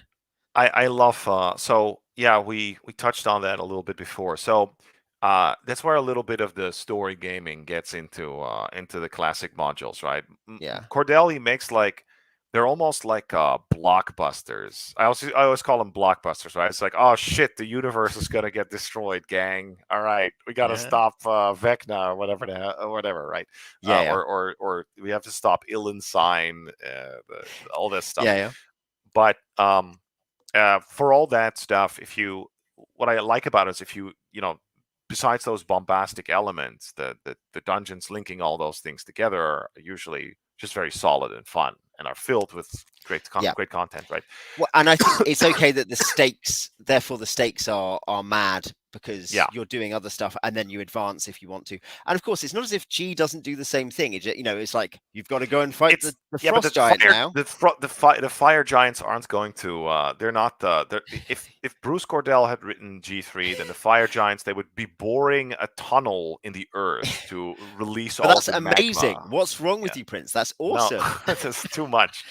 No, Actually, that's cool, yeah. but you can't do that. Okay, Every that's time. cool. We got the fire giants. All right, we stopped their Yeah. world destruction plan. What do we do tomorrow, right? Yeah, there's a fair point there about like Yeah. you can kind of pull these things off occasionally. You can't have Yeah. that, but you get my point anyway. I think that's it's fun. It's fun to have that, but I think that's a strength of Cordell rather than a weakness. Is that he's just like, what's the next crazy thing? Like he's in this weird Zen meditative state at that point of just like, what is the sheer range of crazy stuff? Taps all the mana from his Funko Pop dolls and his action figures at once, and then it's one big creative burst. No, I was going to say about Return to the Tomb of Horrors. Yeah. I wonder if have you ever actually run people through it? Because I'm curious about something. I am in, or rather, it is in the campaign, and players have started touching around the edge of stuff to do with it. I think well, so first of all, obviously it is ridiculously lethal to just an absurd degree, which I mean, I've never seen so many save or die traps, but I was going to say I kind of wonder how well the last section works, because I think the last section is, I think, one of the weakest sections. This isn't a massive I agree. criticism. You have the city of Moyle, which is that's when Cordell, he's like, he's doing his drum solo, he's going completely, he's flying, okay, he's going 300 miles an hour, and he's touching the sun, right? It's fantastic, that part. Terrific example of high level game design. But then with the last part, it's like everything gets like reduced into a single, like it becomes a linear dungeon again with like sort of like Tomb of Horrors squared traps. Maybe that was a point. Maybe it was a point he's trying to make. It is obviously a tribute. I would say you just look at the map as well. It is a tribute to S1. Not just a tribute to S1, I think, but also just this idea that every time you advance in Return to the Tomb of Horrors, basically the pressure gets increased, right? So what is it? The dark intrusion, I believe, is called. It gets stronger. You get more gimped. The enemy gets more empowered, right? And so for this last part, he's even saying, no, you're not getting a wide tapestry for maneuvers. No, narrow corridors, right? Deadly, shitty It, traps. Let's it could go. be that in play, that's what holds up well, of course. You end up being like, Yeah, oh, that worked, but Third I'm module. also skeptical, I gotta say. Yeah, no, indeed. Go ahead. Third module, let's say, of all of Tony's stuff, in my role playing stuff on my table next to me, where it's easy access, HU1, the Night Wolf Inn, and I think that there is this. This is also, it's the least well organized of his module. Fable City of Brass might be better, so maybe take that or leave that. But Night Wolf Inn is just such an ambitious, broad, exciting thing that you're just like, That oh, one they is can go great and do too. this. Yeah. Yeah. Which I love playing. I love running. Let's say number 4. Let's say it's tough. Castles Interland, maybe by Gabor Lux Melan, Oh is yeah. certainly one of the things I've liked best on this channel, and reviewed most warmly. And I think it's also a very good example of just making a book work. It's a really good book. It just you can use it well. We should talk about layout and stuff sometime. But Yeah, I'm sure. actually Yeah, let's good discuss layout. layout. Actually, good layout is actually quite important, and Castles Interland is really good for that. And then for number 4, it's in number 5. Sorry, it's hard to say. I mean, I like a lot of stuff that you're like, you wouldn't be like, this is a top 5 adventure ever. And I'm not necessarily saying these are the top best adventures, by the way. I'm just kind of saying That's these are the 5 actually that's adventures I really literally love. what we're saying. This is Yeah, our these top are the only 5, our these are favorites. the only ones, the only adventures you If could you possibly. falter now, this Yeah, will never be yeah. forgotten. But yeah, because there's stuff you enjoy, but isn't necessarily like great. You I understand it's sense a not great. lot of evasion. Okay, so Yeah, which one for is my it? number Vecna 5. lives. It is. Yeah, no, It is Blood yeah, Bond for Vampire the Masquerade. yeah, no. Giovanni Chronicle in many ways is an underrated OSR hit. It's yeah. uh, yeah. Um, Basically, there's a few options that I got to tread carefully. Not to I need to not insult the shareholders. Um, No, you have to speak from maybe, your heart immediately. maybe. Hmm, what have I really enjoyed running or reading, and that's really inspired me most? It's a She Bleeds by what is it? Elisa Shaipraditkul. Yeah, something like it's that. blood in the it's blood in the Blood in the chocolate, Chocolate but by Kyle Chenier. gosh, Unfortunately, we have to delete the stream now, and yeah, I you'll think be I can hear a hearing knock at from the me. door. It's Can the police. It's the it's police. yeah, exactly. Yeah. I'm just, I feel like I'm gonna cheat. I'm gonna look at a playlist. I'm gonna look at my RPG review list and cheat and What? decide. You should be able Yeah, to do this from memory. This is no, well, because I'll overlook I it. know I'm gonna say night below. Night below. Let's do it. Night Night below. Below. That's Yeah. more of a campaign, but okay, all right. Then Also, Carl it's what. Sargent. Yeah. Yeah, it is Carl Sargent. Sargent's weird because he's like he was a parapsychologist. Yeah, a complete crank in real life. Um, Those on guys make mention. the best dungeon Yeah, well, they do. masters. Are you Yeah. kidding? No, Yeah. indeed. I think the honorary mention would be S3, just because I think it's so fun. I think there's also Gary at maybe his cleverest in terms of he's like, what happens if none of the objects look like what players think they are, and they have to treat all the technology like magic items, and they have to deal with an environment that is nothing like the genre they're in. I think it's so well executed. It is one of the best executed Gary things. I think S3. I think S3.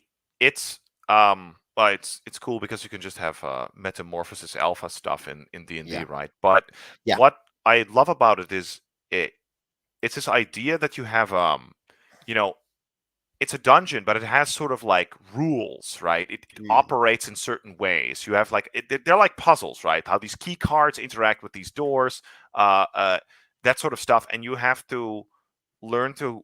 You kind of have to master that and understand that. And if you figure out those principles, you have a chance to like kind of like succeed. Yeah, So, it's a dungeon with very tightly bound rules and systems. So it is a dungeon. It doesn't break. more than exactly. It doesn't break the game. It's not like, oh, this isn't the same game at all. It is D&D, but it has systems and ideas and models that you have to learn, and which are a different kind of mastery. And I think, I probably maybe as a module, it's probably better and smoother and better put together than I know Nightblow is a lot bigger Then than Nightblow, but I think Blood like Bond and the Giovanni yeah Chronicles. Yeah, but no, yeah I but was gonna the say system stuff yeah that you just yeah mentioned, I kind of want to yeah hook into that because it's like please that was my the drum that I beat with no art punk is that very mm, often people kind of get carried away with this sort of creative process and then they think, oh, it's you pour it all into like a monster description or a room description or something like that. But um a good adventure is not a series of individual encounters having no mm, relation. It should also be about like sort of coherence and yeah, indeed like systems. That's like part of the yeah. uh yeah, that's part of it. Like very good adventures, you have that's like something that you can kind of like you have challenges or elements or something that can be understood and mastered as part of the game. Yeah, well, and because that's the core part of the game is learning the skills to be good at it, and you want that to go beyond players just becoming good at spotting traps. So the first level is players become good at spotting traps, learning when to run away, that kind of stuff. And then the second level, you're then moving on to they're learning to put together a situation and understand what's going on. And then the next level, or whatever you want to see it, is they start to understand the whole dynamic of an environment. And then you get to the higher level stuff where they're like, okay, now we're manipulating the region. Now we're dealing with all the resources. Now we're putting this in and this in. So I think that's what, in terms of, S3 in that sense is more than S1, because S1, as we talked about, is, as it were, like the archetypal pure puzzle solver. Like it's how do you deal with all these kind of specific things now you've learnt them? Whereas S3 is much more that high level prototype high level module of like, here's a completely different set of skills to discover and learn. Used the example earlier of planes with different law, with different rules, and I Um, think S3 does a similar thing where you have to just learn something different. well, I would say there's obviously there's sort of like a level of like basic competence to D&D that and once it's mastered, I think the significant division, or at least the one that I make mentally, is the uh, there is a component to D&D which relies on sort of like this is abstract or lateral thinking, going by context, and kind of like I like to call it just like understanding the environment, if you will, Mhm. right? Sort of Yeah. like understanding what is going on while you're going through the dungeon and being able to piece together enough information from like whatever Mm, clues or something to figure out what you have to what the next best course of action is, and that can be either like whatever, maybe it's a door or it's during combat. That doesn't quite matter. Uh, Next to that, uh, which is an interesting skill, there is a component to D&D which is really about like system mastery, and it's a dirty word now in the OSR, and that needs to yeah. change. Which what is it? The answer is not on your character sheet. It's bullshit, right? Of course it is. Like you do actually need to figure out, like, okay, how do I use my, what is it? My spells, my wands, my potions, Mm, all that stuff. But it's not either or. These two things, no. they go together, right? Well, in fact, it's that the stuff that you might use in your character sheet has to become emergent and engage with the environment. The example I gave recently of some of my players in my online Daggerford campaign, a player Yeah. being like, I want to cast Improved Phantasmal Force on an Iron Cobra to make it think it's back in its box. So, and his thought was, so the programming shuts down.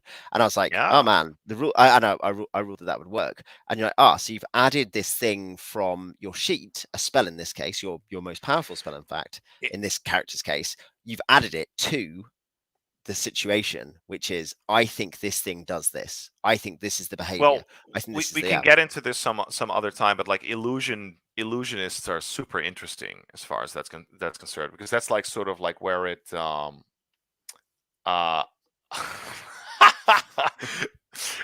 that's like where it's where it interacts, right? yeah. The illusionist is where the uh, right, where you do have to think about context. You can't go Mm, like, just reading the description of phantasmal force is not going to make you a good no, illusionist. You do have to no, run with like you do have to think creatively. You have to go with yeah, context. Okay, what would work now? And this, what kind of illusion do we need, right? yeah, no, exactly. And I think a great future topic for another 18-hour podcast would be, I think, talking about class interaction and purpose and the way in which they feed into the play loop would actually be a really good discussion. It's something I Excellent. think about a lot. We should wrap up. The crowd is returning to simply mocking Prince. So I'll save his dignity. It's it's been Because a really good I need discussion. no saving. That's Yeah, right. it's been a really good conversation. I've enjoyed it at least, and I think there's some good ground covered there about sort of some of it, I guess, might be very obvious to some people. To you and I, we're like, oh, of course, I've talked about this before. Hopefully, it's useful for some people as well. And I think also it's been good to kind of push into that idea of the tiers of play and the development of how D&D play works. Like you go from here to here to here to here. So, and I think that's all been quite good. I think there's some valuable ground covered there. Well, Uh, yeah, maybe the could be a good topic for a follow-up stream if we and mm, I'm by no means an expert in high-level play. Sorry, in high-level play. I never claimed to be. I do have obviously some experience both playing, now running, and obviously I read a lot of this sort of supplementary material. mm. Um, but I'm not like I will not claim to be the world authority on it, but it might be interesting to sort of get into like you know, whatever the nuts and bolts, maybe for another time. Yeah, I was going to say that could be something more towards NAP threes, like the judging and stuff. Like at the point where there's been probably a bunch of people playing actually playtesting modules and stuff. And yeah, Yeah, that's possibly right. talk more about that. Yeah, so that'd be a good topic. Class would be a good topic. Any other good topics for future conversation? If it happens, drop in the chat or put in the comments. Yeah, thanks, Prince, for coming on. And it's been a pleasure. And I'm sure we'll No talk again problem. at some point. Likewise. Okay, I'm going to end the broadcast All right. now. Thank you, everyone.